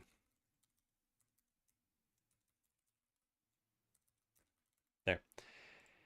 Okay, variable never used. Where is the variable? Here? Relative location information. Does this function do anything now? It doesn't. Yeah, the where command just doesn't exist. What did it used to do? It used to print out a message. I don't think this is helpful. I think we should delete this. I'll just write this for the future, though. I don't think this is important right now. Delete the where command. Or anything else? Get Twitch client never used. Sure. I mean, if nothing's ever using it, then just delete it.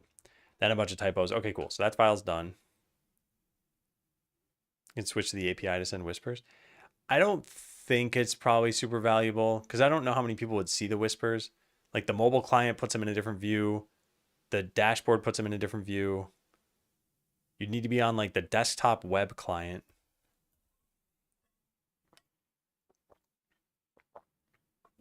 Yeah, just send a chat message or look at your screen. You're the sheep, comma, dummy, exclamation mark. All right, players is fine. Unused import statement, dead simple to fix. Hopefully that's actually saving that stuff. Yeah, it is. Okay. Deprecated thing is still used. Okay, where is this used? Because 4 places.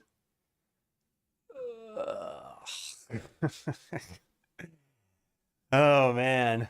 Let me guess. Get score can now take in a component. It actually doesn't. Why is that not a deprecated function? If everything else works this way, and if scoreboards can have colors and styles on them, why is it a string? This strikes me as wrong. I don't know. I don't know why.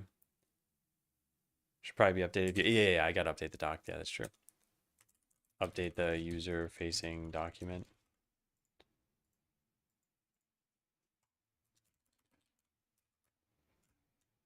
I meant to write this. I don't understand this part. Everything else switched to that component style of doing things, but this still uses a string. I don't know how that would make sense. So we got to figure out what this is. Returns an objective. Objective. Where's this come from? Bucket scoreboard. Bucket scoreboard. Objective. Maybe Paper MC has its own way of doing things. This is from 2013. Where do you find any of this stuff? Paper MC. Objective.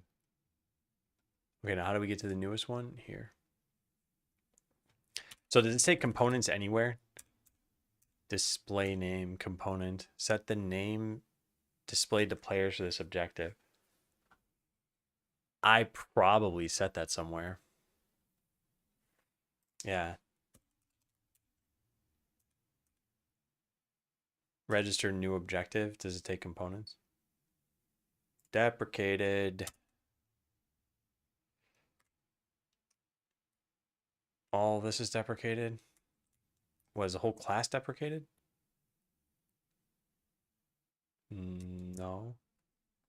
What's it called? How do you set the thing? Display name? I didn't even see that here. This is for scoreboard, not objective. I guess scoreboard has its own set of things that have been deprecated. But none of this stuff uses components, right? This deprecated one does. This is not deprecated. What is the difference here? Criteria? That's why? I guess that's why. Yeah. Okay, so they want criteria and objective. Probably using this bucket scoreboard instead of the paper one, I think. I guess I should be switching that. An objective on a scoreboard that can show scores specific to entries. The objective is only relevant to the display of the associated scoreboard. Yeah, maybe I want to switch this. Although it says org.bucket.scoreboard, so maybe not. Yeah, maybe not. But I guess we are going to have to change this around a bit. So how do we do this? We need to call this with a criteria. What is a criteria?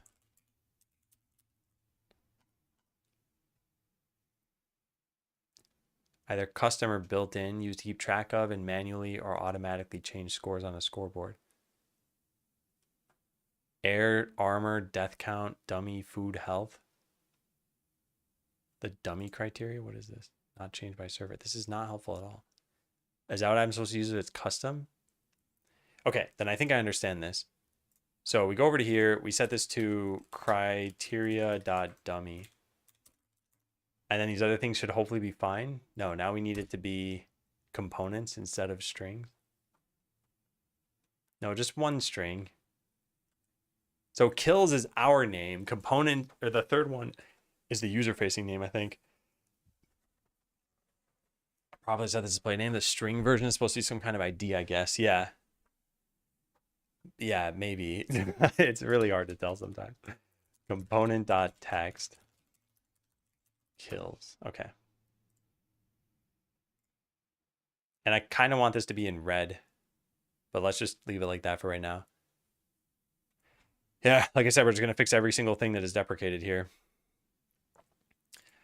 So getting the score for a player still takes place via strings. There is no component version of this. It's just so strange to me. It's like, how are you supposed to form these things then? Because if we look at this, it uses, oh, uses text color, but then won't this fail? Long time ago, developed MC plugins. Yeah, I mean, same for me. It's been 4.5 years.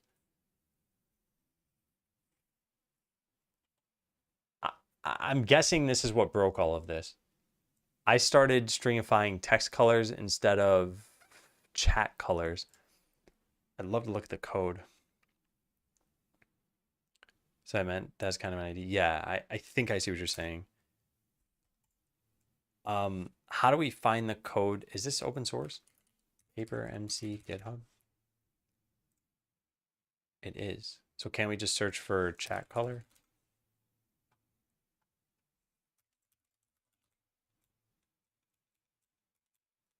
Where's chat color used? It's from Bucket. So we got to search for a different repo.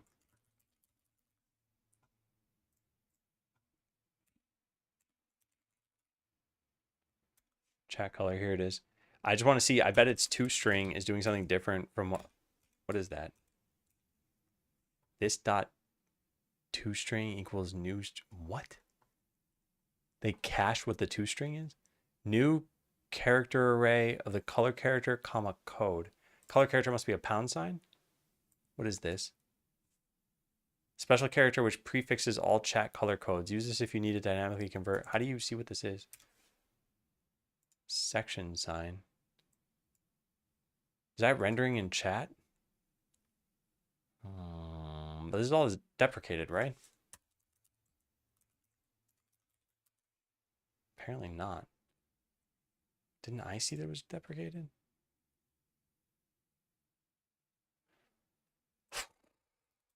Chat color. Yeah, it's all deprecated. There's chat user color, but that's for Twitch. Yeah, the whole class is. Why doesn't it show as deprecated in here? Because this is an enumeration and the other thing's a class. This is an org.bucket. Chatcolor.java, and this is chatcolor.class. I don't know. Color is now getting shown as a hex string. Yeah, I'm not sure what it used to show as though, because I'm pretty sure at the beginning of the first stream that the leaderboard had the correct names and colors and strike throughs, but it didn't have the right scores.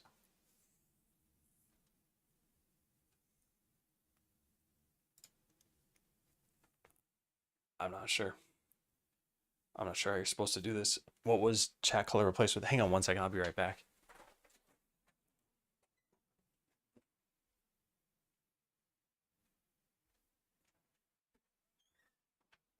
Okay, sorry. It's super hot in here. Our heat usually is set so that it goes to 2 degrees higher than what we set the temperature to. But it was 2 degrees higher and it was still going. Just getting too warm. If the identifiers match is probably not what you're actually using. I see. I wonder where we can find the code for this then. Not the decompilation, but the actual source code. Try to only use the player name for the score without any styling, then see how to add that. Yeah, I guess that's what we can do. Just a bit of a shame, that's all. Because I like the strike through to indicate that you're dead. We could remove you from the scoreboard to indicate that you're dead.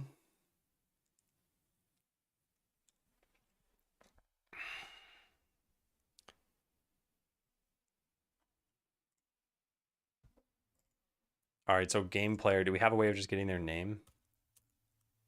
This is private. We have get name. Yeah, we do. Okay, cool. Let's do that. Game context, get name. All right. Then there was somewhere where we used their dead name. Now it's kind of weird to say. Yeah, this is get name colored for in-game chat. This would just be get name. And then this would be also get name. Well, now this doesn't need to exist, I guess.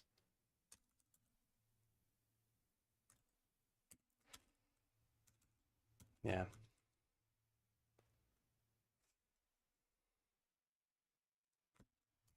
Get score.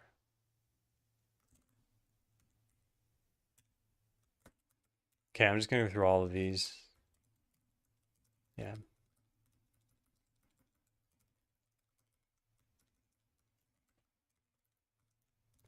So this code wouldn't even be needed anymore. New score set to the original score. Yeah, I'm kind of doing something that's going to look weird in the future. I probably shouldn't continue along this path, at least not for long. Guess let's finish looking through this stuff. Yeah, it's already done. Okay, well, let's finish looking through all of these. Game player, method, get name for scoreboard when dead is never used. This is probably something we should just mark as deprecated for now.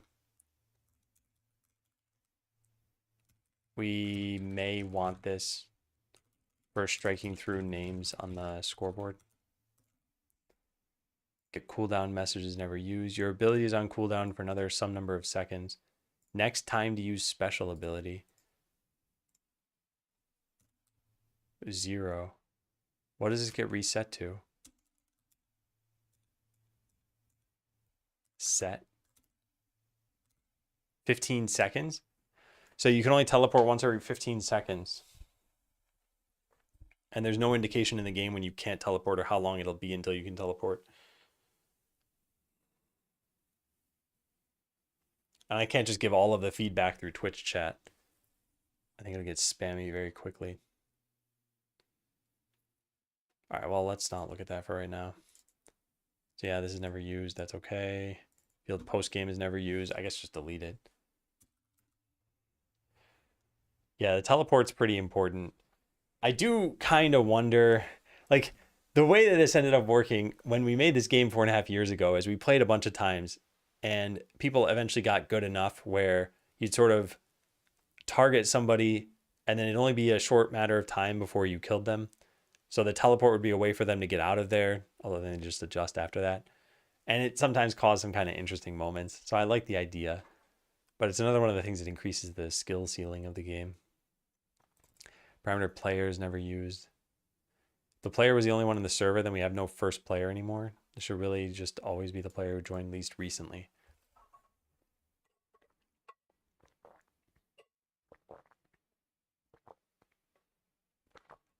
This doesn't make any sense to me. If the player count is 1, then set the first player to null. Oh, maybe because this is called before the player count is set to 0. Or you teleport in the same spot as someone else. I think that's possible. I don't think anything pushes you in the world. But then you are at a disadvantage because now other people will try to kill both of you.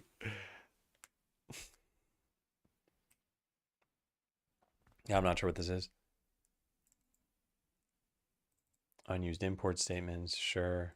Get custom name is deprecated. What is this? Wait, what? You can set the custom name, but you can't get it anymore? Name, custom name, get name.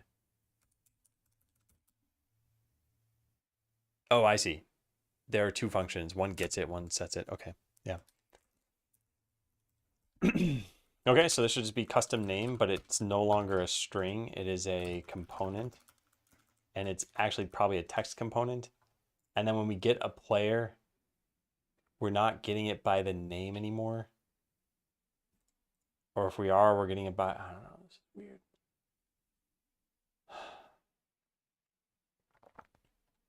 We must set custom names somewhere. TNT and sheep. Set custom name visible. Do the names use colors? We set it to component.text of their name. Yeah. So I guess it could use colors and we just don't. So I guess we're going to have to do the same thing. Get player. This is going to take in a component. Or just a string, I guess. So sheep name, this would be a text component, which we'll need to cast this. Ugh. Can we do .text, .string? There's a toString, and I don't trust it. Yeah, I don't know how we'll do this. We know that this is a text component, I guess, so we could cast it, and then here do dot. There's no dot text. Does text component have anything that I want on it? Content. That's what I want. I wonder if just regular component has content as well. It doesn't. Yeah, it doesn't.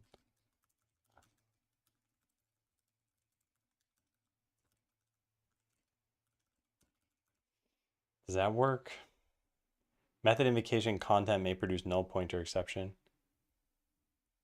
How? It says not null right there. I don't know. I'm not going to worry about that for right now. That's also very strange to me. Oh, wait, because custom name can return a nullable. Okay, that makes sense. But in our case, we know that it's going to be set. So I think this is fine. I wonder if there's a null, whatever, like assertion thing, and we can put an exclamation mark here like you can in C#. I don't think you can. I think you're supposed to just check it ahead of time in Java. Hopefully it never crashes the game.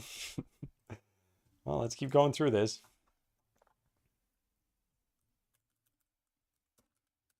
So this is now a component. And anytime we get a player, we're only ever doing this so that we can get it by its player name. So we want a way of getting an entity's player, corresponding player. Which I guess we're going to end up writing this line a decent amount where we do this dot content. And then we're going to need to put a thing above this. Yeah. Okay, well, let's make a game context thing, I guess, that'll say like get player by a component. Where is get player? Huh, I don't see it.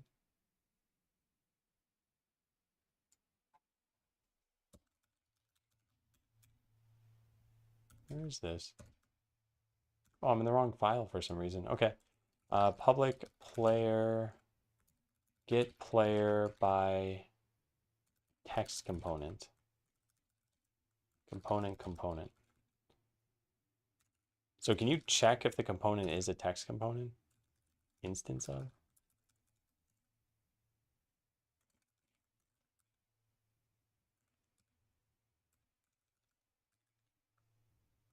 So if it is of a text component, then make it a text component, get the name, and then return players get player name. If it's not, return null, I guess. Now what's the problem here? Require type player provided a game player. I don't remember what this was. But I just wrote this code a bunch of places, so we should be able to find it pretty easily.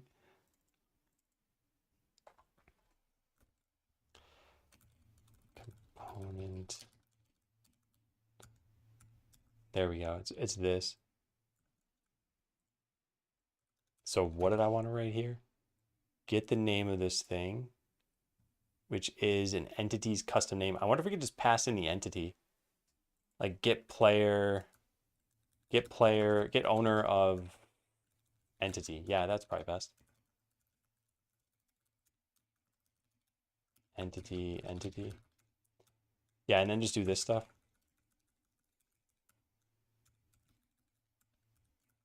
This is the entity name. Should be a refactor thing here, rename. And then this is the owner's name. And then we return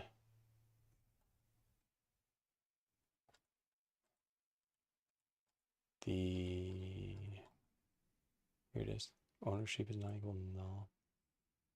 Get players dot get player of the content. There, get player of the contents. Yeah. This. Oh, so this is not the owner name. This is just the owner. Return the owner. And we want this to be a game player. Okay. So I think we're good now. Why is this yellow? Local variable is redundant. Yeah, sure. I don't care about that.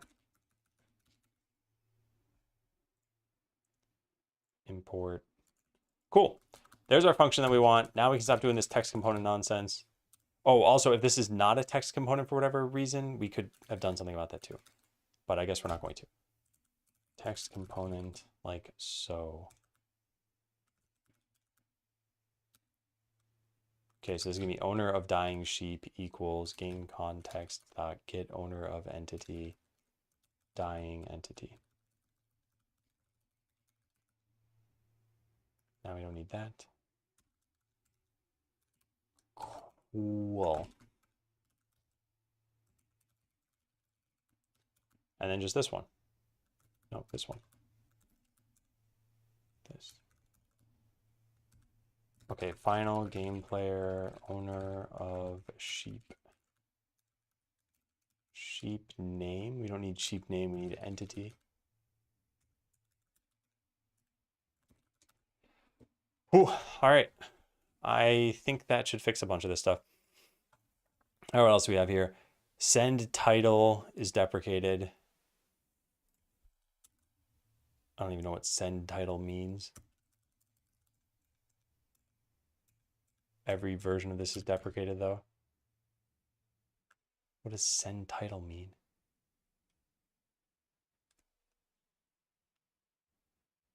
Oh, I think it shows some title text on the screen. That's what. Oh, how do we do that then?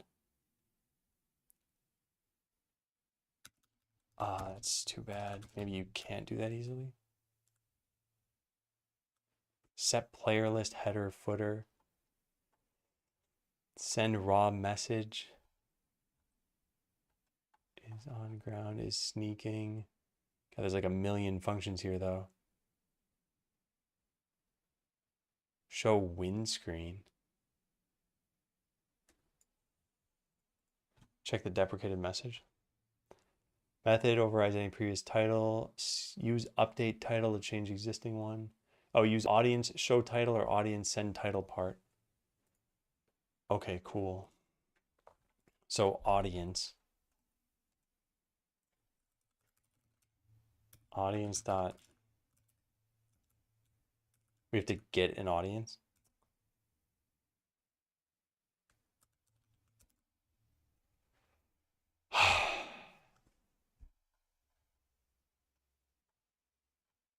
I mean, I see how this works,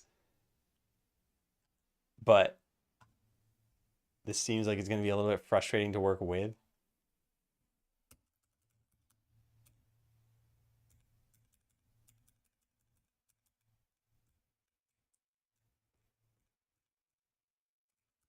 Methods inherited from audience.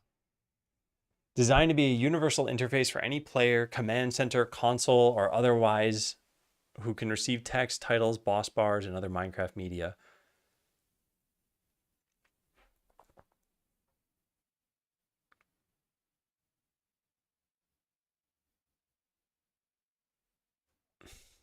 Okay, so consider the use case of sending a message and title to every player on a server. Now, server implemented audience, its unified interface would allow users to easily send media without if guarding console. Server.showTitle. Is that a thing? I think it means you can do player.showTitle. It's, oh, I see. Because it's an audience. Oh, so show title is now the thing I want. Yeah, then we just need to give a title thing here. title equals, presumably I can just do new.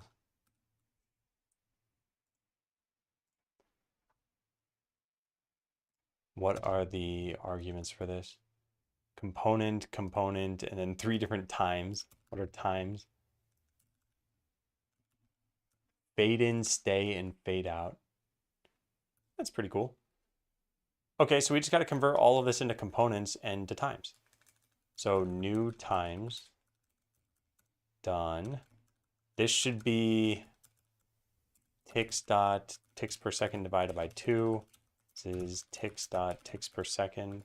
And this is ticks per second times 10. So there's the times. Now we need, why is it red? Abstract. Times dot, what? From? Title dot times dot times. How do you make this? Why is everything so confusing? Static times times returns a new one of the implementation of these things. So this looks like it would be correct. Why is it not correct? Oh, required type duration, and I provided an int. Nothing's ever easy. What's a duration? Is this a Minecraft thing or a Java thing? It's a time in seconds. They do everything in ticks though.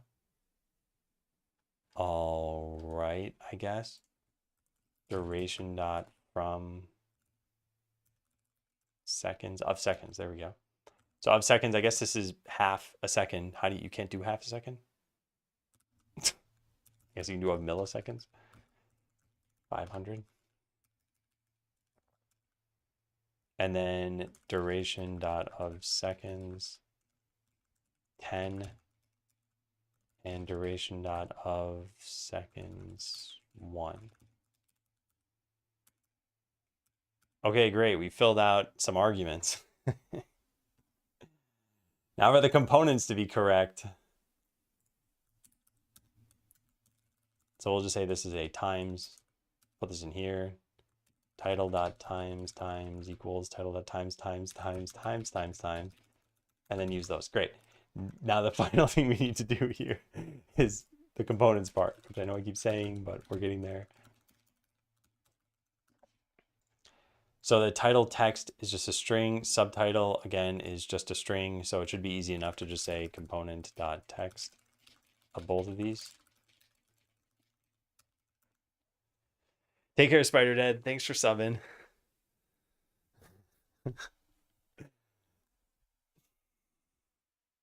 Did this work? Title is abstract. Oh. It's not title, it's title.title. And it's not new. Wow, look at that. That only took like 2 minutes or 4 minutes of coding. I feel like I should increase my font size again. I feel like this is not large enough for people to see on stream. Okay, so hopefully that works. Let's go keep looking at this stuff. Unused import statement, unused import statement. Get custom name is deprecated.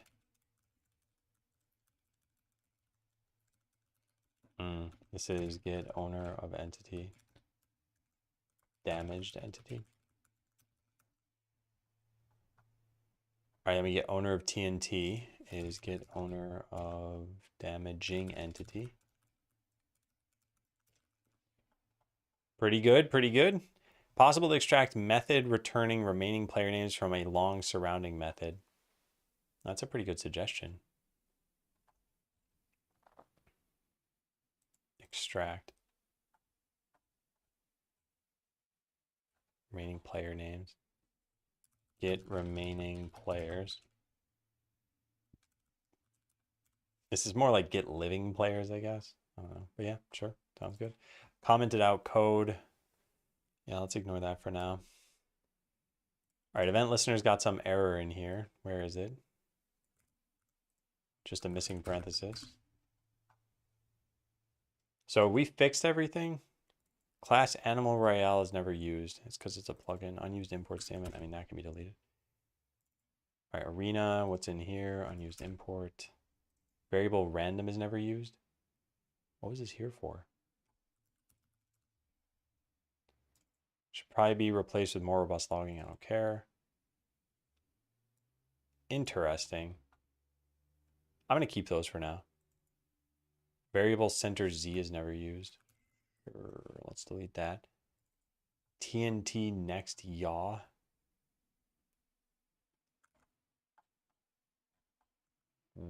What? Where do we get the yaw from then? Oh, it's just wherever they're facing.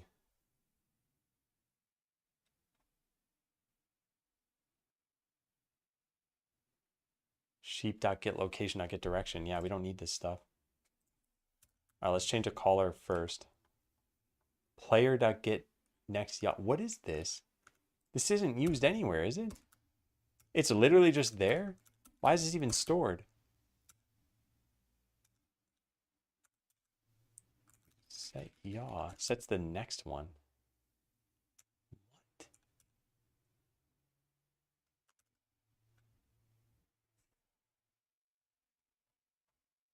I mean, I guess it makes sense. Yeah, I guess it makes sense. It's just setting the yaw. It's just called next yaw.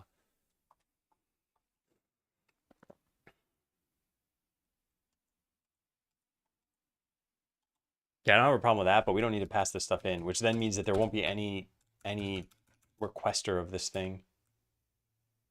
Oh no, this will. Okay, that's fine. It's probably the same thing over here, I'm guessing. Yep. Okay, cool. Delete them. And then go fix this. Create TNT for sheep now doesn't need these. All right, same thing over here. This needs to now be set to a component. This is just going to be sheep.custom name. That should be dead simple. Anything else we can fix here? Possible to extract method, returning coordinates from long surrounding method. Sure. What does it do? Get vectors. That's the four corners of the arena in the center of it. What?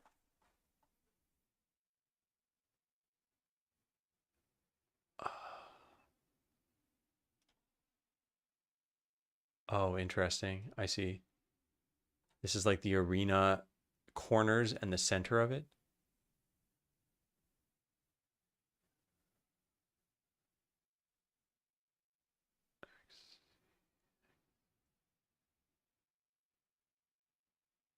Interesting, yeah.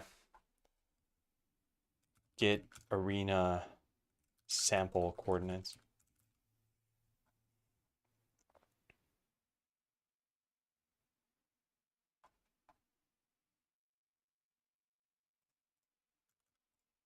Okay. Okay, I think we fixed pretty much every deprecated thing that we could. So if this didn't fix the problem, then you've got to go hunting. We also stopped using formatted names. So let's go launch this thing.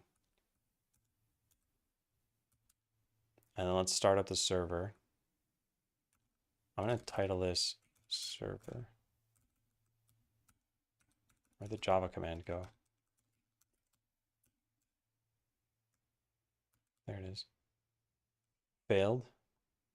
Variable color might not have been initialized on line 227 of Twitch chat. Twitch chat.java 227. I don't know what I'm pressing right now. What am I doing? Okay. Hey, Warner, I'm doing well. It's been a very fun day. We've been working on a game from 4.5 years ago, and we've kind of almost figured everything out. There's just a little bit more to do. It says it might not have been initialized. That's impossible, right? Because we have a default right here. It's because this is in a null check. Okay. I see. I see. So we just need to not set this to null. Just set it to red. Actually, that's a dumb idea, isn't it? How did we do this in the past? How did you get a random color? Is that your old Twitch integrated game? Yeah. One of them. We've made several. But this is one where you play as sheep. Twitchy Joe. Yeah, nothing quite like your own 4-year-old code. Well, I think if you were connecting with just the join command, then it would pick a random color for you. But I don't know where that happened because I don't see it here. This isn't connecting. That's why. This is on identifying. Oh, and you can type in your identification string. And if you don't type it in, it pulls the color from your sheep.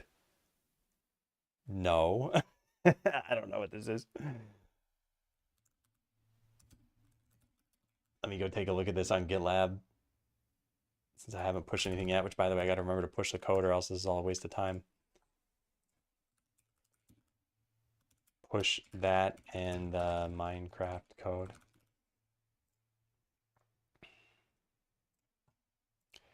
Okay, what did this used to look like? Probably my old indie game too. Had to drop like a gazillion lines of code from it. Yeah. Bound to happen. You think it's old enough, you're always like, why? What was I thinking? And I know what I was thinking at the time. I was thinking, I want to get this done. I don't want to spend forever on this. This was the beginning of 2020. And for context, for anyone who hadn't already heard this, up until that point, I was working on a game called Botland. Then we finally discontinued it. And I switched into the current sort of branding you see on the channel of Adam Learns. And the goal was originally for this to just learn stuff on stream. And I learned that that's not viable. So then the goal was to teach stuff that I learned on stream. So it was spend just as much time learning something as I needed to be able to teach it. And we did this for a few different topics. I did this for Godot and for Minecraft plugins, and I made an NES ROM, and we did some other stuff too. And then the pandemic hit, and then I got a job at Google. So I didn't do this so that I could become an expert at Minecraft plugins. I didn't do it so I could make the best Minecraft plugin. I did it just so I could learn something I was interested in to see how this program would go. That's how I remember you from that time. Oh yeah, definitely. And I think a lot of people hopefully are going to start thinking more about Skeleseller in the next couple of years than about Botland. Then maybe we revive Botland or something. Who knows? All right, where does the color stuff happen here? We set it to red by default. And if you specified a string, we'd do something. Okay, so it would never be random. It would just be red if you didn't specify one. Okay. I mean, that's fine with me. So then this will work. We could just set this to red. It's a bit weird to do things this way. And even this argument could be null. So I guess we need to assert that it's not. Color it out red. We could just do this. And delete this. Wait, no, we can't delete that. That was supposed to be null. And then it's not null, which seems kind of silly, right? Why did I do this? Why don't I just see if args.length is greater than 0,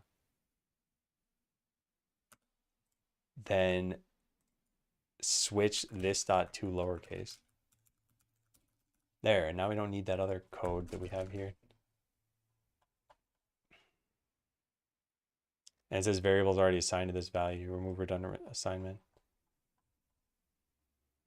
I guess just don't do anything because it's already set to that. Okay, cool. Hey, Run Man. Is that Spring Boot? I don't even fully remember what Spring is, so it's possible I'm using it. I haven't touched this code base in 4.5 years, and I'm coming back only to make 1 day's worth of changes. So I don't remember a whole lot about even what Spring is. A massive hit in 20 years. I don't think it'll ever be a massive hit, although it will be playable again at some point. Let's see. So yeah, I think we've done everything. All right, let's try building again, and then we can run this. Well, looks like it built. Let's try running it. Oh, the other thing we got to do is make it not freeze OBS, which I don't know if that's going to be easy to do because we loop over here. We probably need to start this on another thread entirely. And I'm not sure if you can even do that. Isn't there some like global interpreter lock in Python? Python start another thread.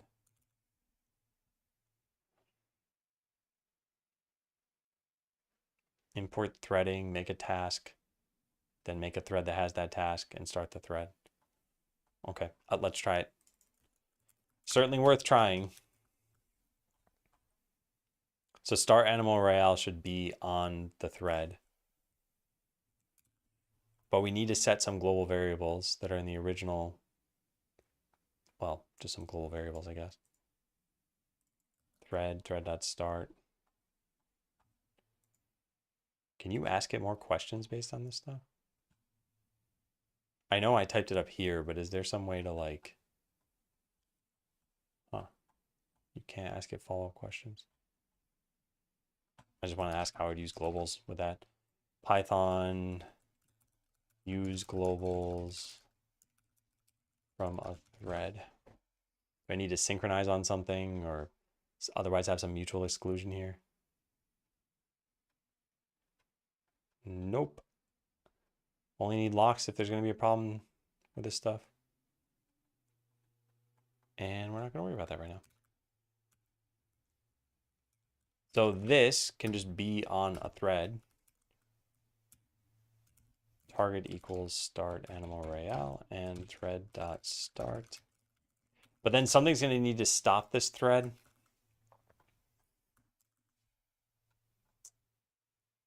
Yeah, I guess we need this to be a global as well.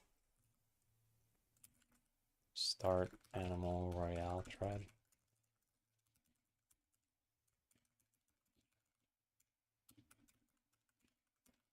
Okay. And then if we say to kill this thing, then if this is not none, can we kill it? Is that a thing? Python threading? I would expect it to be a thing. There's no kill. Is there a stop? Well, there's a start. So why don't we go there? There's run, join, name. Join would just wait for it to stop, right? But it might not stop naturally.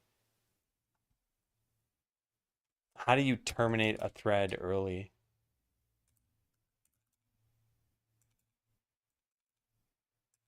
Terminate thread. Is there a way to kill a thread? Generally bad pattern to kill a thread abruptly in Python and in any language. Nice way of handling it is to have an exit request flag that each thread checks on a regular interval to see if it's time for an exit. Okay, we can do that. Doesn't die by itself an ending. Well, what I was worried about is I start the game and then I say close the game. The thread is still running to try to start the other stuff. I guess it'll, I don't know what it'll do.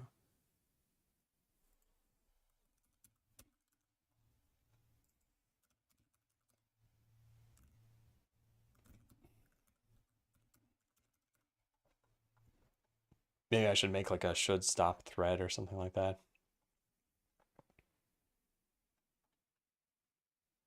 Otherwise I could start something else.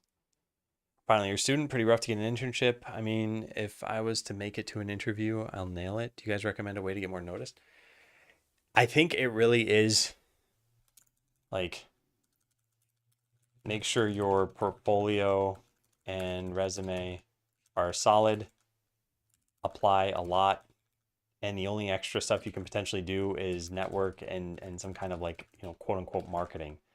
There were some resumes that people had a long time ago or portfolios that went sort of viral because they did it in a very unique way. Like someone made their resume into a Mario game and you could like jump through their resume and stuff. And it was pretty cool and it got a lot of publicity. And that's a good way of the, you know, quote unquote marketing. But other than that, it's like talk to people you know, talk to people you don't know, find recruiters, find agencies, find whatever, find other people who potentially want to hire you. And then, yeah, apply to a bunch of places. That's pretty much it. Well, we're gonna eventually get Animal Royale back online here. I'm just trying to figure this part out. I think we need some way of stopping this thread, probably in here. Because what I'm worried about is you start up the server and then we try stopping the game. And it's gonna start the client up anyway. Do projects. I think projects are good to learn and to build out your portfolio. But if your portfolio, let's say, is already perfect and any company that saw you would want to hire you, then it's just a matter of putting yourself in front of those companies. Hey, Rob, thanks for the raid. How's it going? We were working on a 4.5-year-old game for roughly one day. And some of you, if you've been around on Twitch for a very long time, you might have seen this game. You can just join and kill it afterwards, I guess. Yeah, I see what you're saying. Yeah, okay. I'll write a note to handle this because I wanted to see if this stuff is working. So let's try this out. I started Animal Royale on a thread, but I don't join on that thread and wait, and I don't have any check within the thread to see if it should stop. Yeah, I think we're gonna need a flag or something. For now, let's just try running this. All right, so check this out. People are just joining in. Is it TNT time? Okay, so it switched immediately. That's good. I should probably do the same thing for Jump Royale. And now it should spawn a Minecraft client. Oh, we don't have it running in full screen mode, which we got to fix that. All right, good. Now we full screen this thing. What's going on? Oh, there we go. Okay, wait, before we full screen it, hang on, let me write some stuff down. Jump Royale should also start on a thread and do this stuff. And we still need to auto full screen Minecraft. Okay, so does F11 work? Yes, it does. Cool. All right, so you can join as soon as it says that you can join in chat, which it'd be great if there was a way to just, darn it, it's like exclusive full screen mode. How do I go back to my browser? Oh no. I think I can't use F11. I think I need to use this thing, and then it's in a different desktop. Is it running correctly?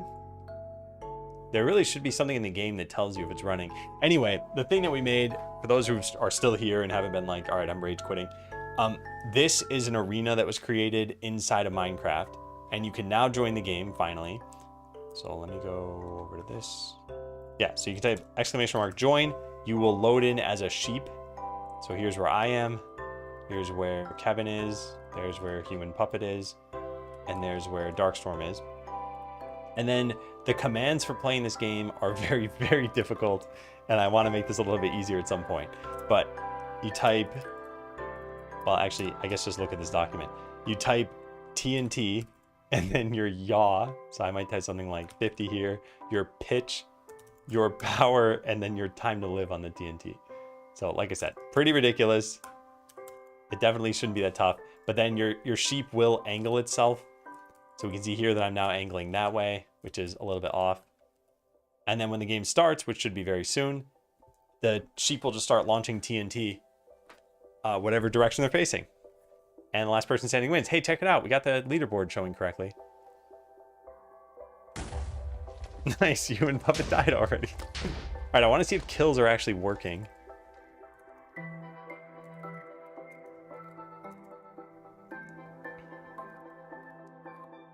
Let's see. I'm gonna win this with my 0 latency.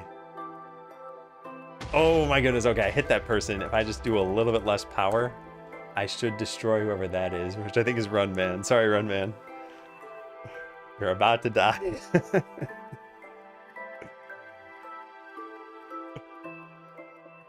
Oh, whoops, did I go in the wrong direction? Oh no, I typed 67 instead of 37. All right, you have one more chance to live.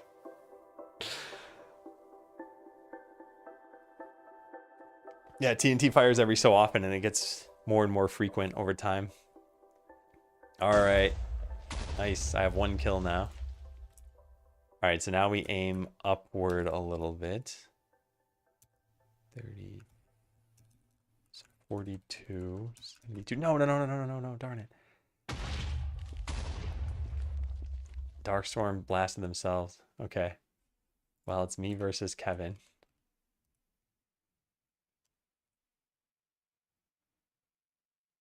Ooh. Ooh. Okay, the title's working as well.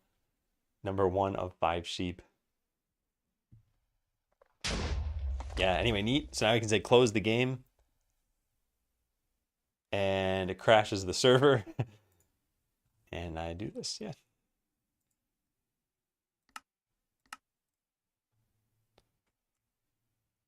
All right, yeah, I think it's a lot of fun. All right, so the kill leaderboard is working now, and we just don't say when you're dead, which I think would be really helpful to have. We should probably try to figure that out. Let's see. So we still got to auto full screen Minecraft. That would be nice. It's got to be the same kind of full screen that I just did there. Prism should have a way of doing that. It looked like it isn't really helpful there. It's not helpful yet. I needed to close the right thing, and it's just not doing that yet. So here's what I see. It says start maximize. That clearly does not work. We could set a width and a height, but I don't know if that's going to position it correctly. Just need to set the display name or custom name thingy. Yeah. Yeah. Yeah, I don't know what to do for this. The settings here are overrides for global settings. Wait a second, then that means that there's a global setting that controls the startup? User interface? Yeah, there's a thing here that says start maximize. This doesn't work though, does it? If I click the button, what happens here? Launch. I need it to launch on another desktop entirely. No, this is not maximized. What is it doing? It's just not respecting that setting. Where did that even go? Here? Okay, well, fine. Let's try 1920 by 1080 and see if that does anything for us. Close and launch. Oh, wait. None of this will work, right? Because I did not change this. Maybe that would have, I don't know, maybe that would have broken things. Let's try this. Yeah, maybe it just doesn't work on Mac. Okay, this kind of works, but there's a title bar still. If we can't do anything else, this is not bad. Also be able to remove the hack that would remove the score and add it back after death. You just need to set the display. Yeah, I gotta write that down. To remove the hack that sets a dead name, we just need to cross out names on the leaderboard. Or the scoreboard somehow. This is totally fine. It's fine. It's not the best. That's like 10 pixels you could use to play the game right there. But yeah, there are bigger problems to look at. So let's just leave it at that for now. So I guess just in settings, I'll just say that starting maximize doesn't seem to work. I wonder, Prism should probably have a GitHub, right? Maybe they say something in their issues about Mac not launching full screen. Mac full screen. Implement game mode. Is that what this is?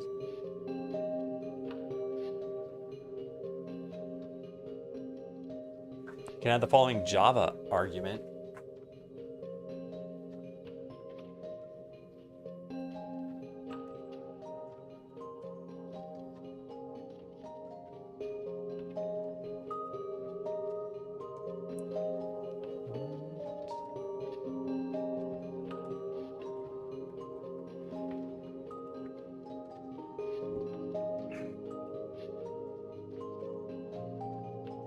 I don't know what this is. I'm gonna stop reading this. Can maybe set the window title. Is that a thing?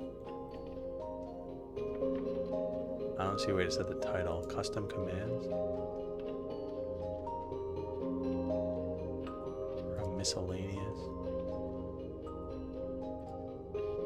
No, I don't see anything. All right, I'll just leave it at that. Game window. So we'll just, instead of start maximize, we'll just say to set the dimensions. Is called in here.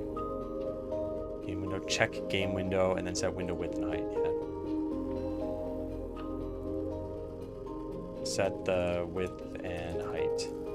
You can't enable full screen on Mac OS as of this for some reason.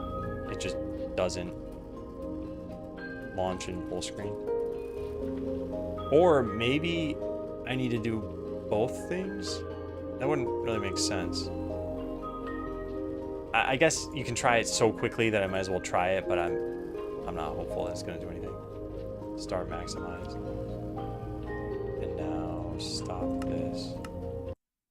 And launch.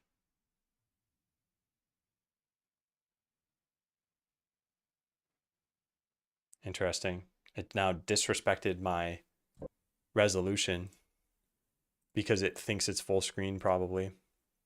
Also, the word is maximize, I guess. You can't start maximized on Mac OS. Just launch full screen, yeah. All right, well, whatever. We got the dimensions here. I guess that's good enough. So that's that problem. Here it is. Now the kill leaderboard is working. And now we need to cross out names on it. I wasn't clear on how we would do this.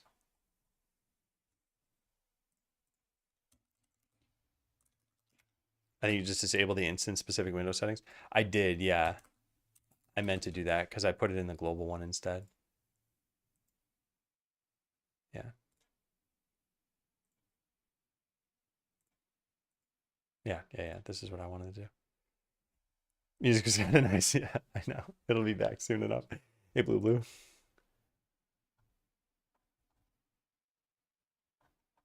Okay, so we used to do that whole dead thing, whatever. Player died. Get score.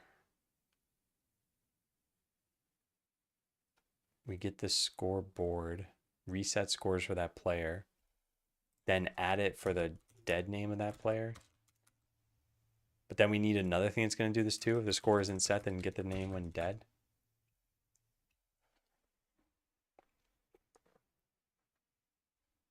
Gonna be plenty of music played by me on Friday. You know, I'm excited to get this done, and I'm excited to share this last little bit that I've done that I've always kind of scrolled over, but you've never actually heard. And then, whoops, uh-oh, that's really bad. All right, let's hope that didn't just break something for good, and then stop looking at it. So now what? This has to be, I guess it's still gonna be a string. Name color. We don't even use the name color anymore, though. Just need to strike through. I think that was the problem originally. I'd like the name color to show up. Yeah, why can't I do that? Before I had this, no, don't reload from disk. Before I had this, these things were not being used. So this is now usable, except for chat color is not. How do you strike through a name then? Maybe they don't want you to do that anymore. Paper MC strike through on scoreboard.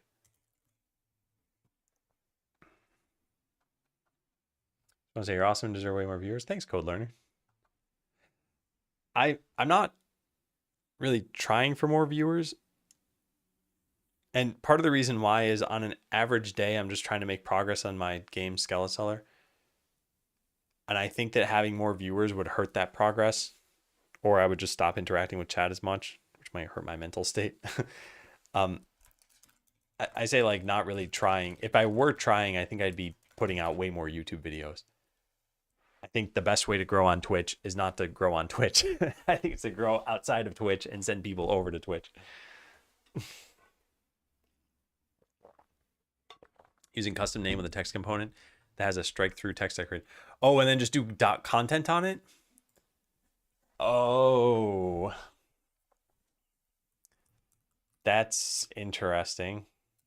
So this would actually be return text component.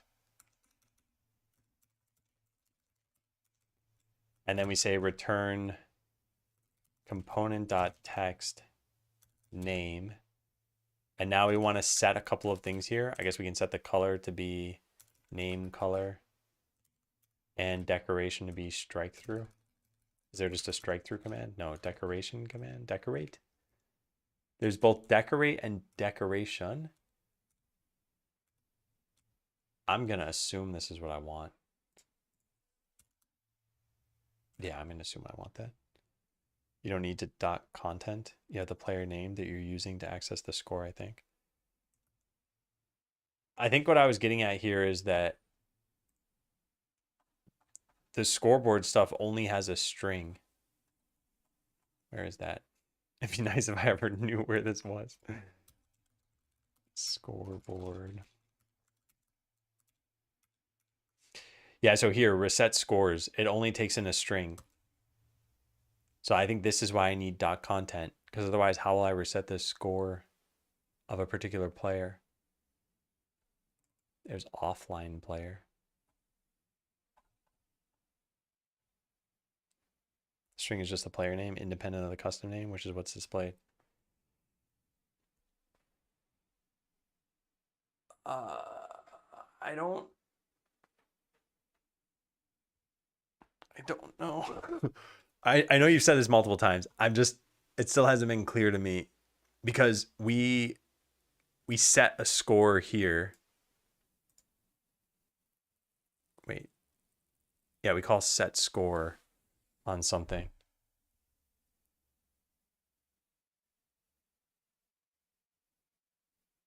And the only way, yeah, that's the only way to add someone to the scoreboard, right? Maybe not. Maybe does game page do this? I don't even know what does this.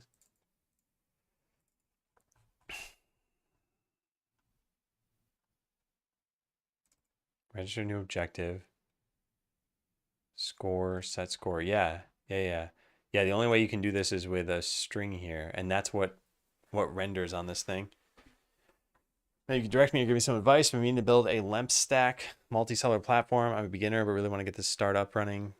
But don't have the resources to hire a dev, and I'm trying to build it out, but find it so hard. Struggling with Bootstrap, HTML, CSS, let alone server-side language, PHP, which I know very little on. I think it's how do I move past this problem or set of problems? There are a couple things I think about here. So, one, given that your name is Code Learner, I know you mentioned, where is it? Hire a dev. I guess ideally you're that dev because you said you don't have the resources. So the options are pretty much like get the resources. Maybe you get funding, maybe you get like a primary job or something like that. Or maybe you, I don't know, hire people on contingent revenue. This is typically very hard if you don't have any sort of trust in whatever community you're asking in. Or you do the stuff yourself. Or you don't do anything. This is like defer until the future, I guess.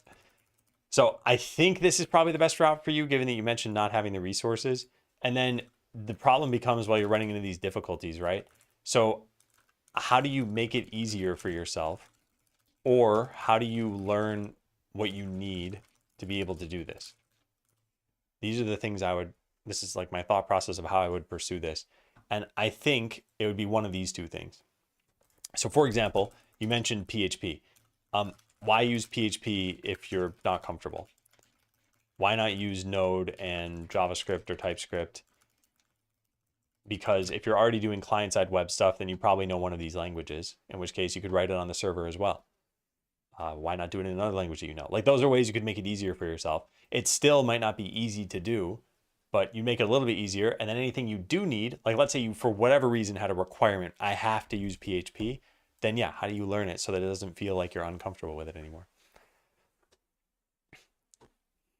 Yeah, I guess that's the other thing. Don't do anything. It could be like find another way entirely to do this, which is the sort of how do you make it easier for yourself? It's like, oh, go install whatever Shopify or something, or set up Shopify or whatever the marketplaces are called. I don't know. I think that's what renders only if you don't use .custom name to set a proper component.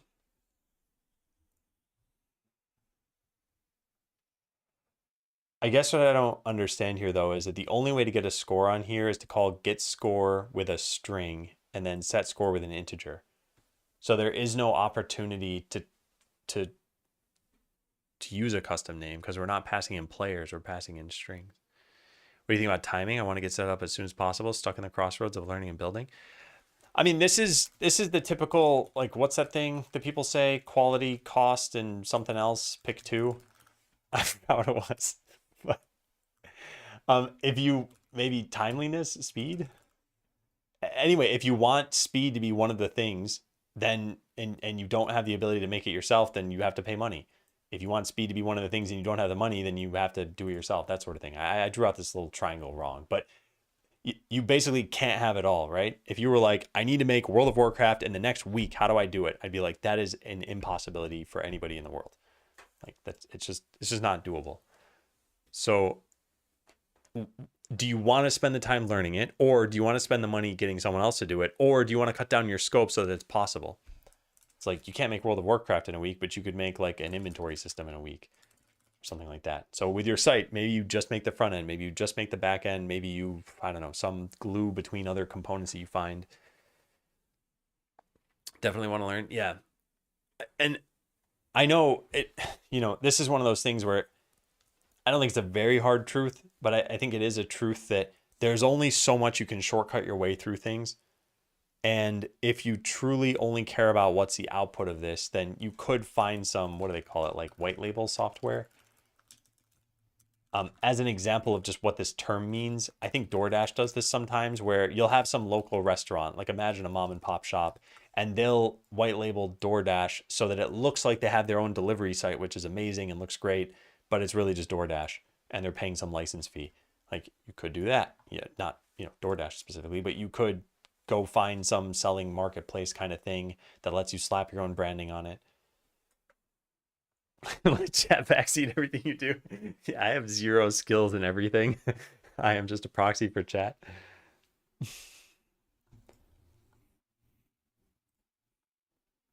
Yeah.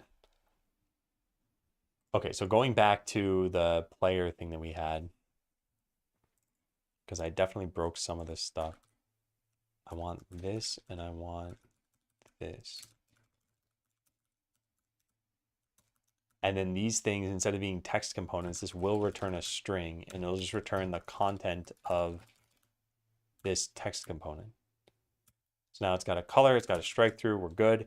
This is never used, so we don't care about this. The name color is a color from the sheep color.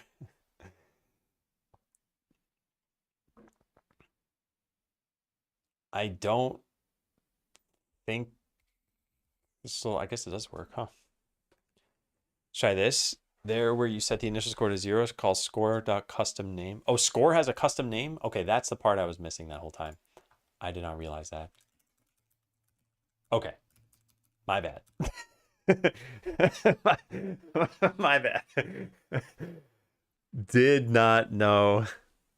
Yeah, I thought the only way to do this was to, yep, I get it now. There's just a key in the background. Everything makes sense. That was the piece of the puzzle.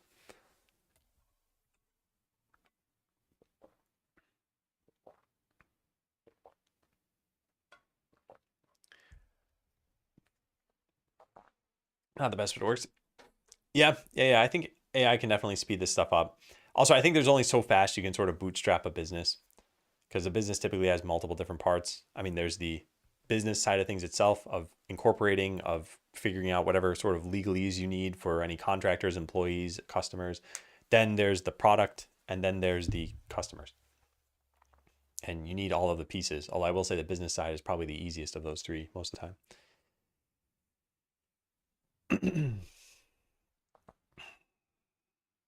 Also, that is something else you probably get advice on at some point, which is you have your product, you have your customers.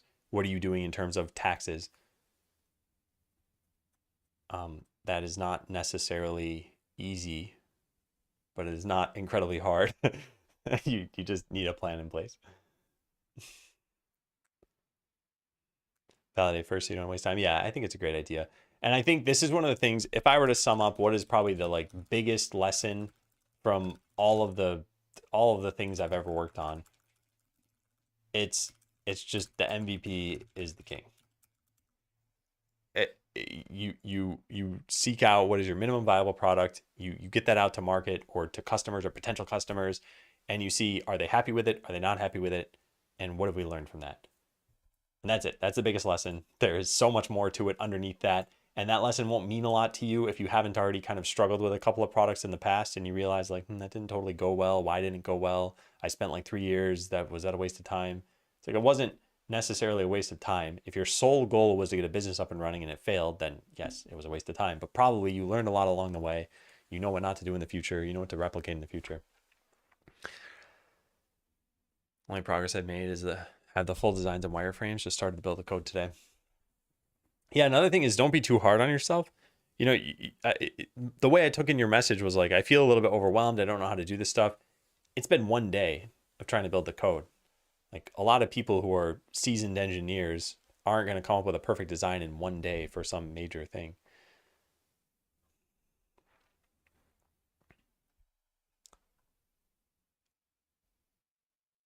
Okay, so we want to fix this. We want to get the name for scoreboard when dead. This is just a text component. And now we don't need content. We don't need this.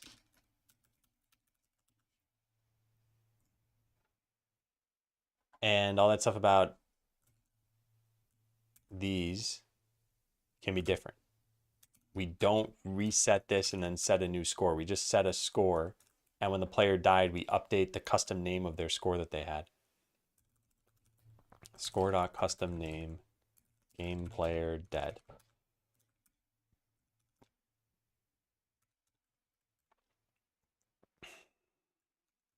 And this is not a ridge score. This is just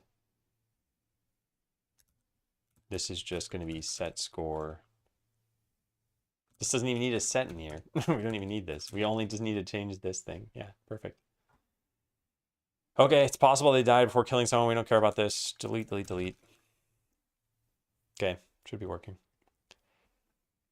Quite pronounced even better. I wasn't sure what that stood for either.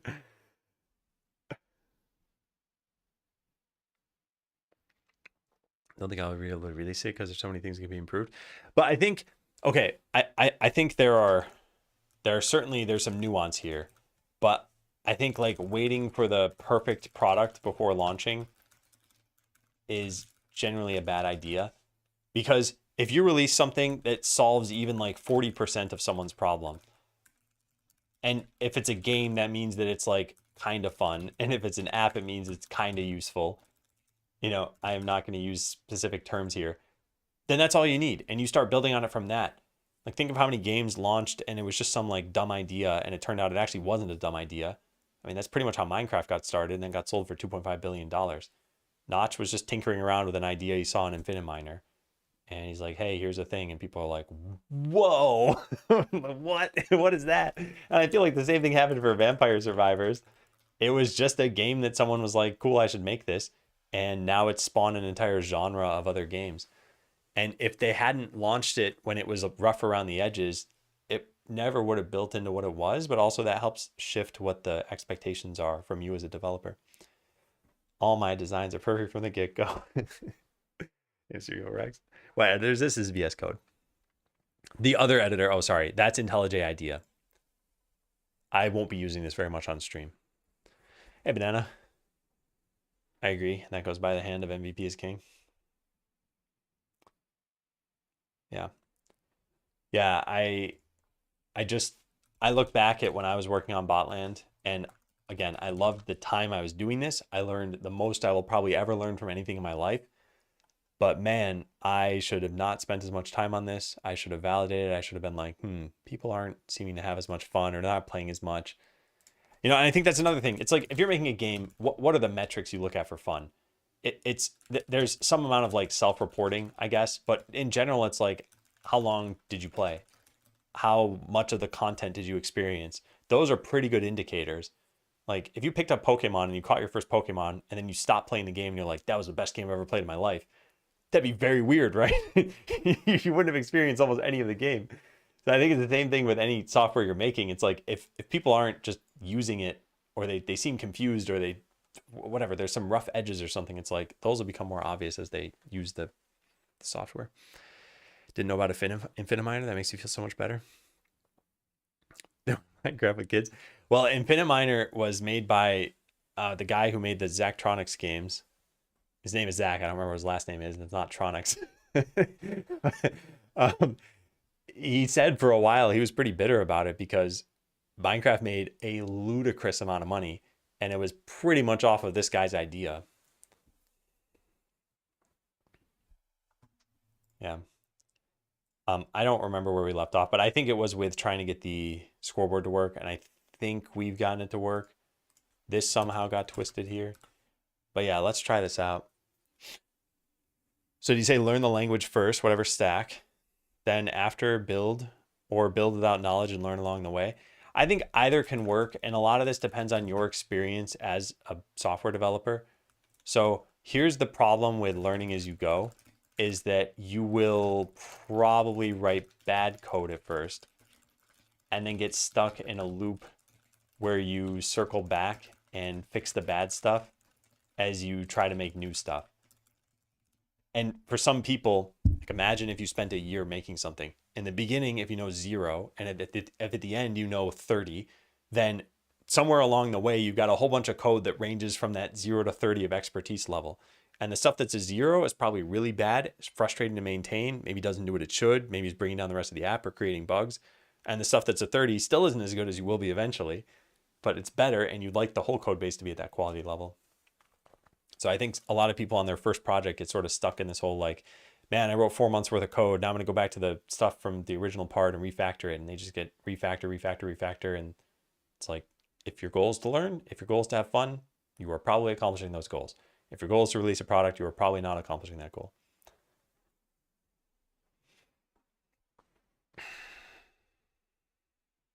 Didn't look kid friendly. I don't recognize that lunatics thing, but yeah. And you're not asking too much. Don't worry about it. If someone came in here and asked these same questions every single day, I'd probably be like, I'm going to make a video about this or something. But this comes up infrequently enough, I think, where it's fine. We're going to try this out again. I am going to just launch this normally. Let's do this. And let me switch my scene over here. There we go. And then let's launch Minecraft. Hey, Steph. I'm doing well. How are you doing? We've been working on Animal Royale today. Actually, by having it be not in its own desktop. Oh, no. Minecraft captures the cursor. Can we not have it capture the cursor? Is that possible? Controls, mouse. No. No, it doesn't look like that's possible. Or maybe it's an accessibility thing.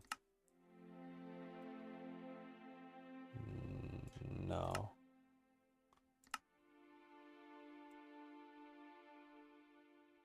I wonder if you could just turn full screen on over here.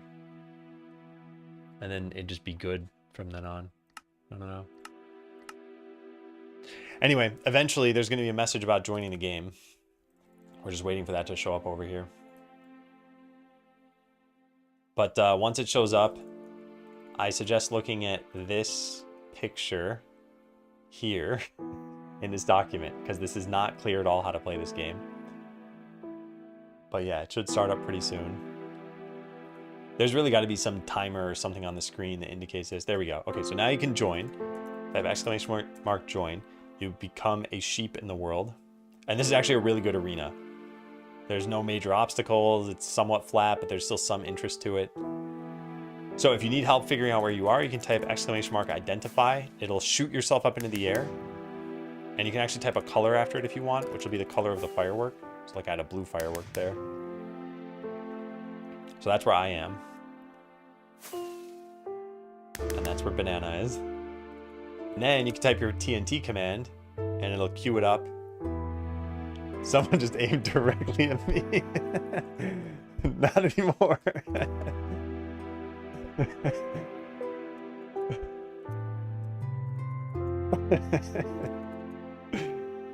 $20 and 2. There. All right. Darkstorm and I are gonna kill each other right off the bat. What are the params for TNT? You'll have to look at the document. They're very confusing. Nice. Hey, look, it crossed off the names too. So that means we can set the names up with the right colors, which I need to do. All right, now to kill that person. 45, 22. Oh my goodness, I killed myself. Okay, well, that's too bad. There was a tiny, tiny little thing here that stopped my TNT. Anyway, so now I'll spectate. We got Banana here. We got Sinistello and Kevin. Kevin's trying to kill Sinistello. And then over there on the side, you've got Ski Dog, I think. So I'm seeing a lot of TNT go like way off into the air.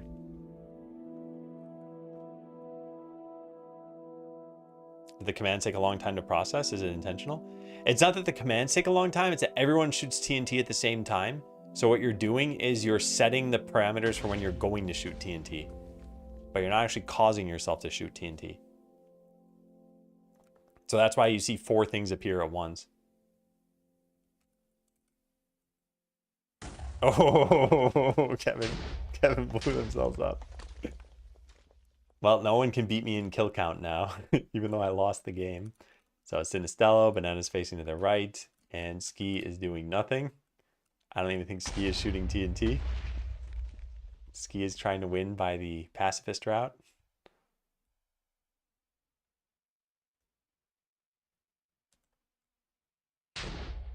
You are shooting TNT into this hole over here.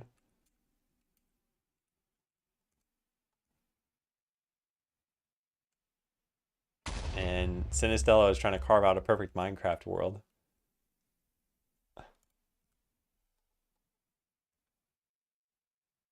I think I had an idea a while ago that I could like manually interact with the game somehow. I think it's why I added the lava thing.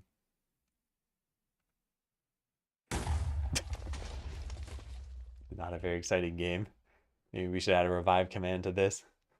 Pitch is hard to figure out. So pitch, if you take a look, it's just the like how your neck is tilted up or down. So generally, if you keep it at like 45, it's probably pretty good. Oh, nice shot. Good job. Okay, so we got 2 contestants left. And I suspect Sinistello is going to win. You can do a banana. Aim at like -45. Do add yaw -135. And give up the trophy. Now try it out. Look, you're shooting TNT super fast now. So now it should be easier to tell where you're shooting and how to adjust. Yeah, there we go. Look at that. Just needed the streamer to help you. Another, maybe -10 with the add yaw there, and you'll probably win. Oh no, you're killing yourself. What are you doing?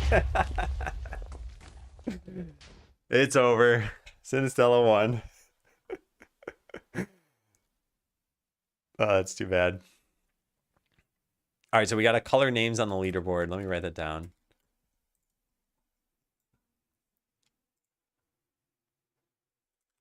Color names on the leaderboard as soon as they're added.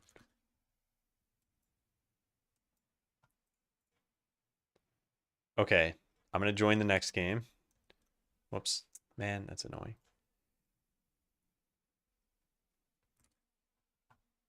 Oh my God, I can't join. I got to delete this stupid thing. There we go. Okay, so join blue. Where am I? This is like the worst arena. Look at this. Hard to even tell where anybody is. Gonna be nuts. All right, so Kevin's way down there. Who else spawned in? Darkstorm is right next to me. Oh, that's great. Okay, we're getting out of there. TP -45. All right, so let's shoot down that way. 5,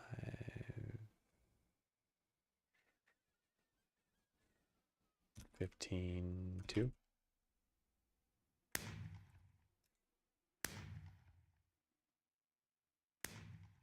I'm missing somebody in the game. Where are they?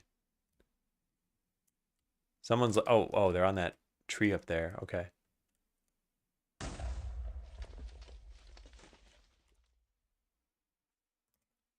Can't even tell where I am. I think you are this one. Yes, you are. You're off in the middle of nowhere. Okay, but you're consuming my valuable shoot Kevin time. Oh God. Kevin, no, don't do it. That did not really move me a whole lot.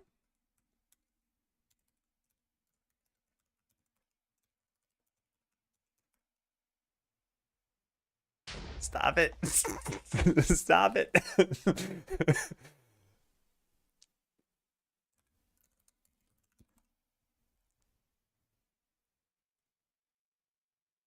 Why is my character not shooting? Oh, wait, they are?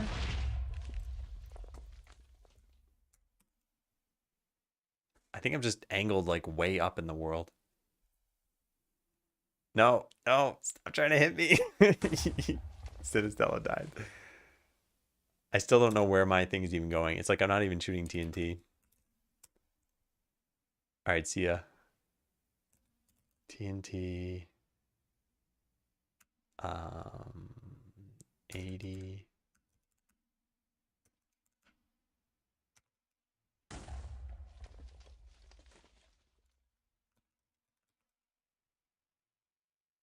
Oh, look at that shot. It landed directly back on me and I think killed me. No, not quite, but it's about to. Am I under a tree? All right, we're going to need to spectate this a little bit. My character isn't shooting for some reason. I'm not actually sure why. Yeah, like there's no TNT coming out of my character. Oh, nice shot.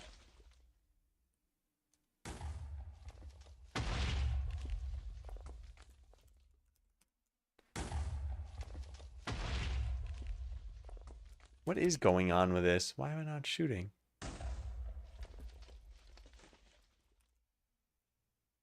Oh, there it goes.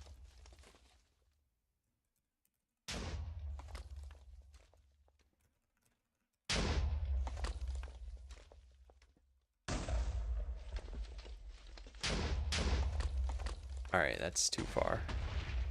But only just barely too far. Is power the third argument? It is. I'm gonna get you, Darkstorm. Yeah. Now we just do this and this.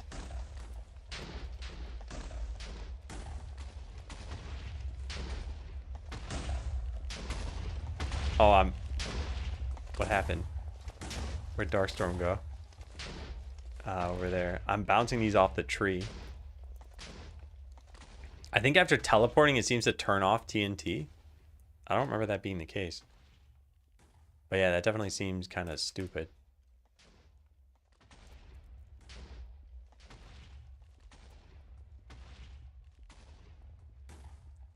Yeah, this arena sucks.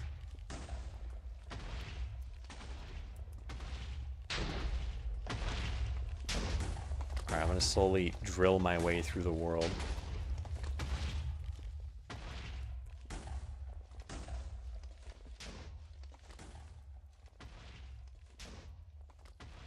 Yeah, I should just type lava, fine.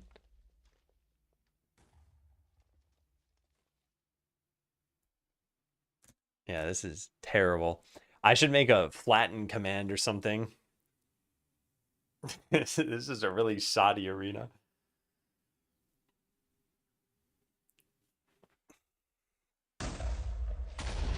Darkstorm wins, hooray, the pain is over.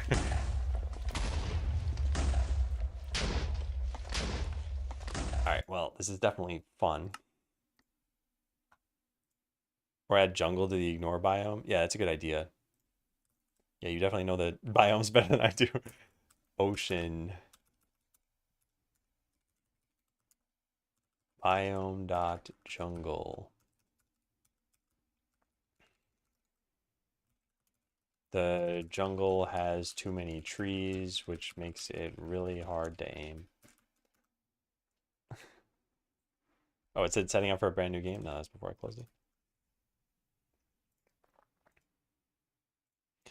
Okay, I wanted to print out at the very beginning how to play. It says see how to play here. But I want this to print earlier. XMUI9. The battle is about to start. No, I don't want that. I want the join thing. You may now join the game. Yeah, this.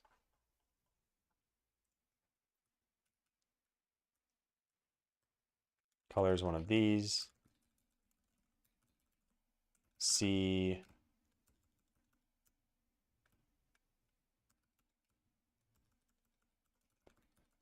this for how to play. There. Yeah, that image still isn't great. I never actually made the game more user-friendly, but we did get this set up. Yeah, I should probably get going pretty soon. Yeah, we got this set up. It's kind of mostly working, you know. I will need to spend a tiny bit more time on this, I guess.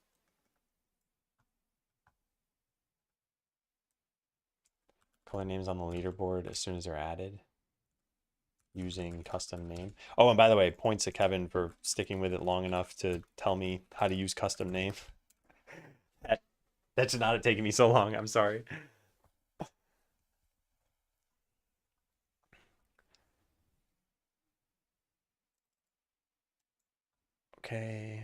That's good. I'm going to change a win message to show kill count. Did we do that? It just says Darkstorm won the battle. Yeah.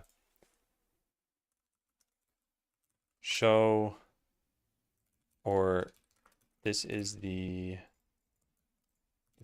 message.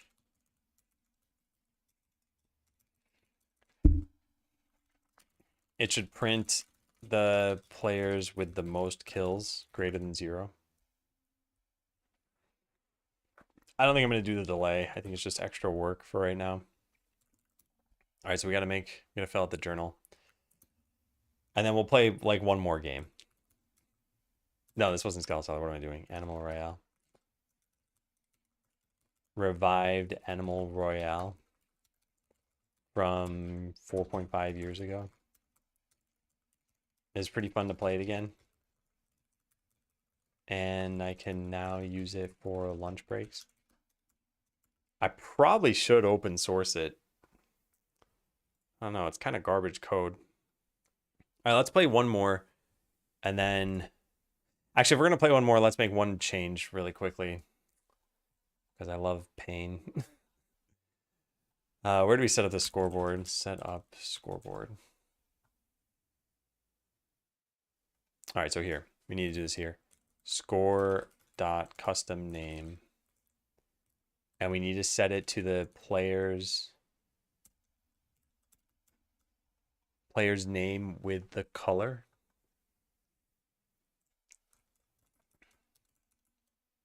Oh, it's right there. Get colorful name. Yeah. Game player.get colorful name.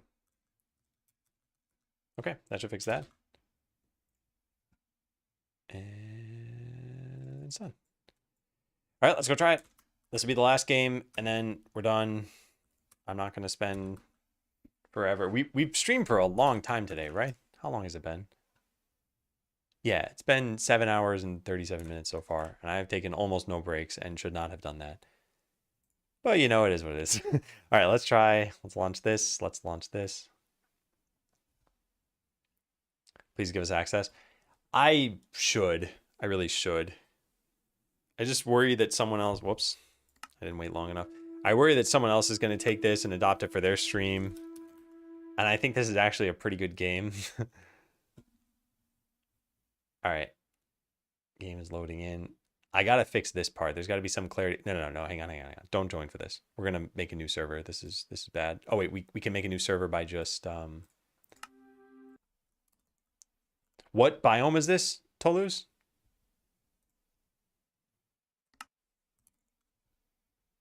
Sorry, I know this is going nuts. Okay, so new arena. There are too many trees there. Yeah, this is better. Not sure F3 will show it. Oh, okay. Well, it's too late for that. We're in the savannah.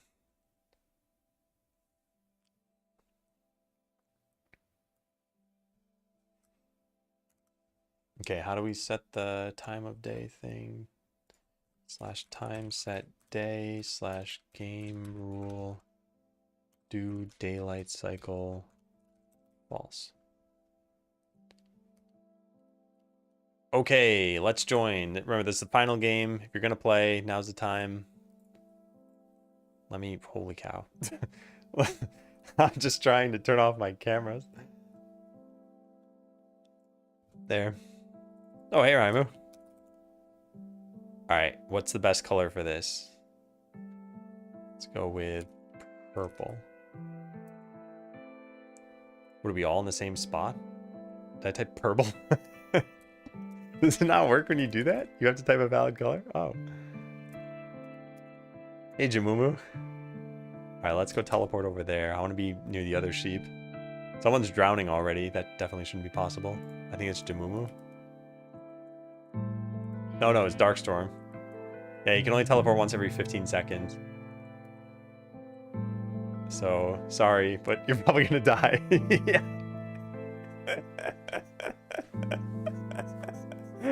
Oh my god, it's so stupid. I should probably stop that.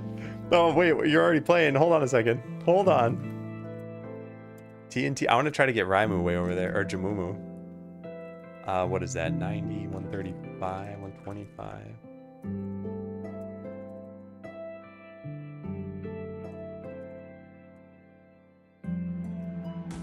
I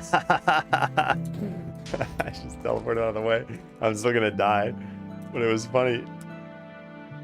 Teams should not have a cooldown pre-game. Maybe there should be like a random position thing. That might be good. I am definitely gonna die. And I'm not even gonna kill whoever that is that I'm shooting at. 60, I need a slightly lower power.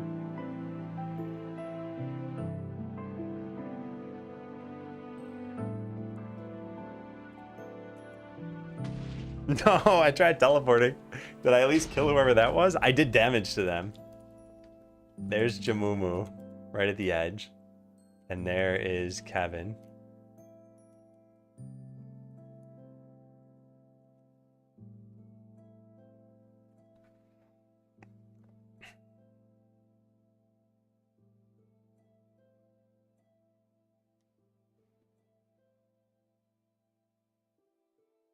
Oh, after teleporting, I don't think it shoots TNT anymore.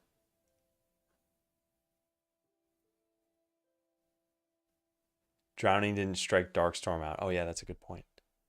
All right, let me write some of these things down. Drowning doesn't have a special message and doesn't strike you out on the scoreboard. We do have the right colors there, though. That's pretty cool. Whoa, Jamu was shooting at the cameraman. Yeah, so 100 power is quite a lot. And what was the other thing? Oh, yeah. Teleporting shouldn't have a cooldown at the beginning of the game. Maybe there's a random or relocate random command to relocate you.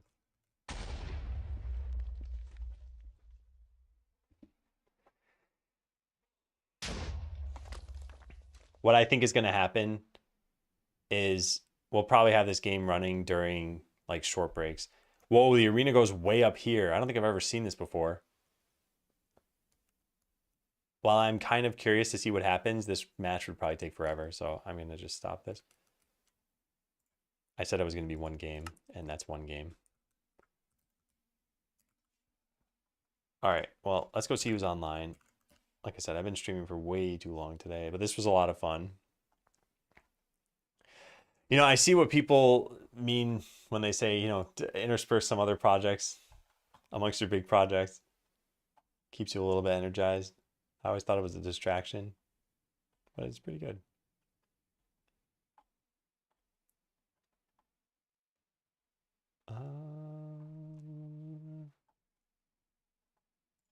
Let's do that thing I did the other day with that raid command, right? I like the streamer we found the other day.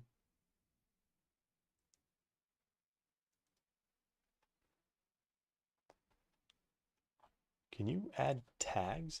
Filter by tag, you can. No, the UI doesn't work? No, there we go.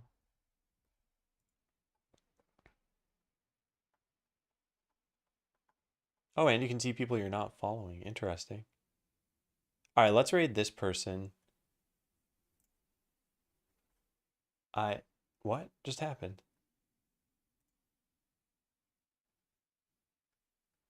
How does any of, God, I don't like this UI. I really, really don't like this UI, but hang on, it might.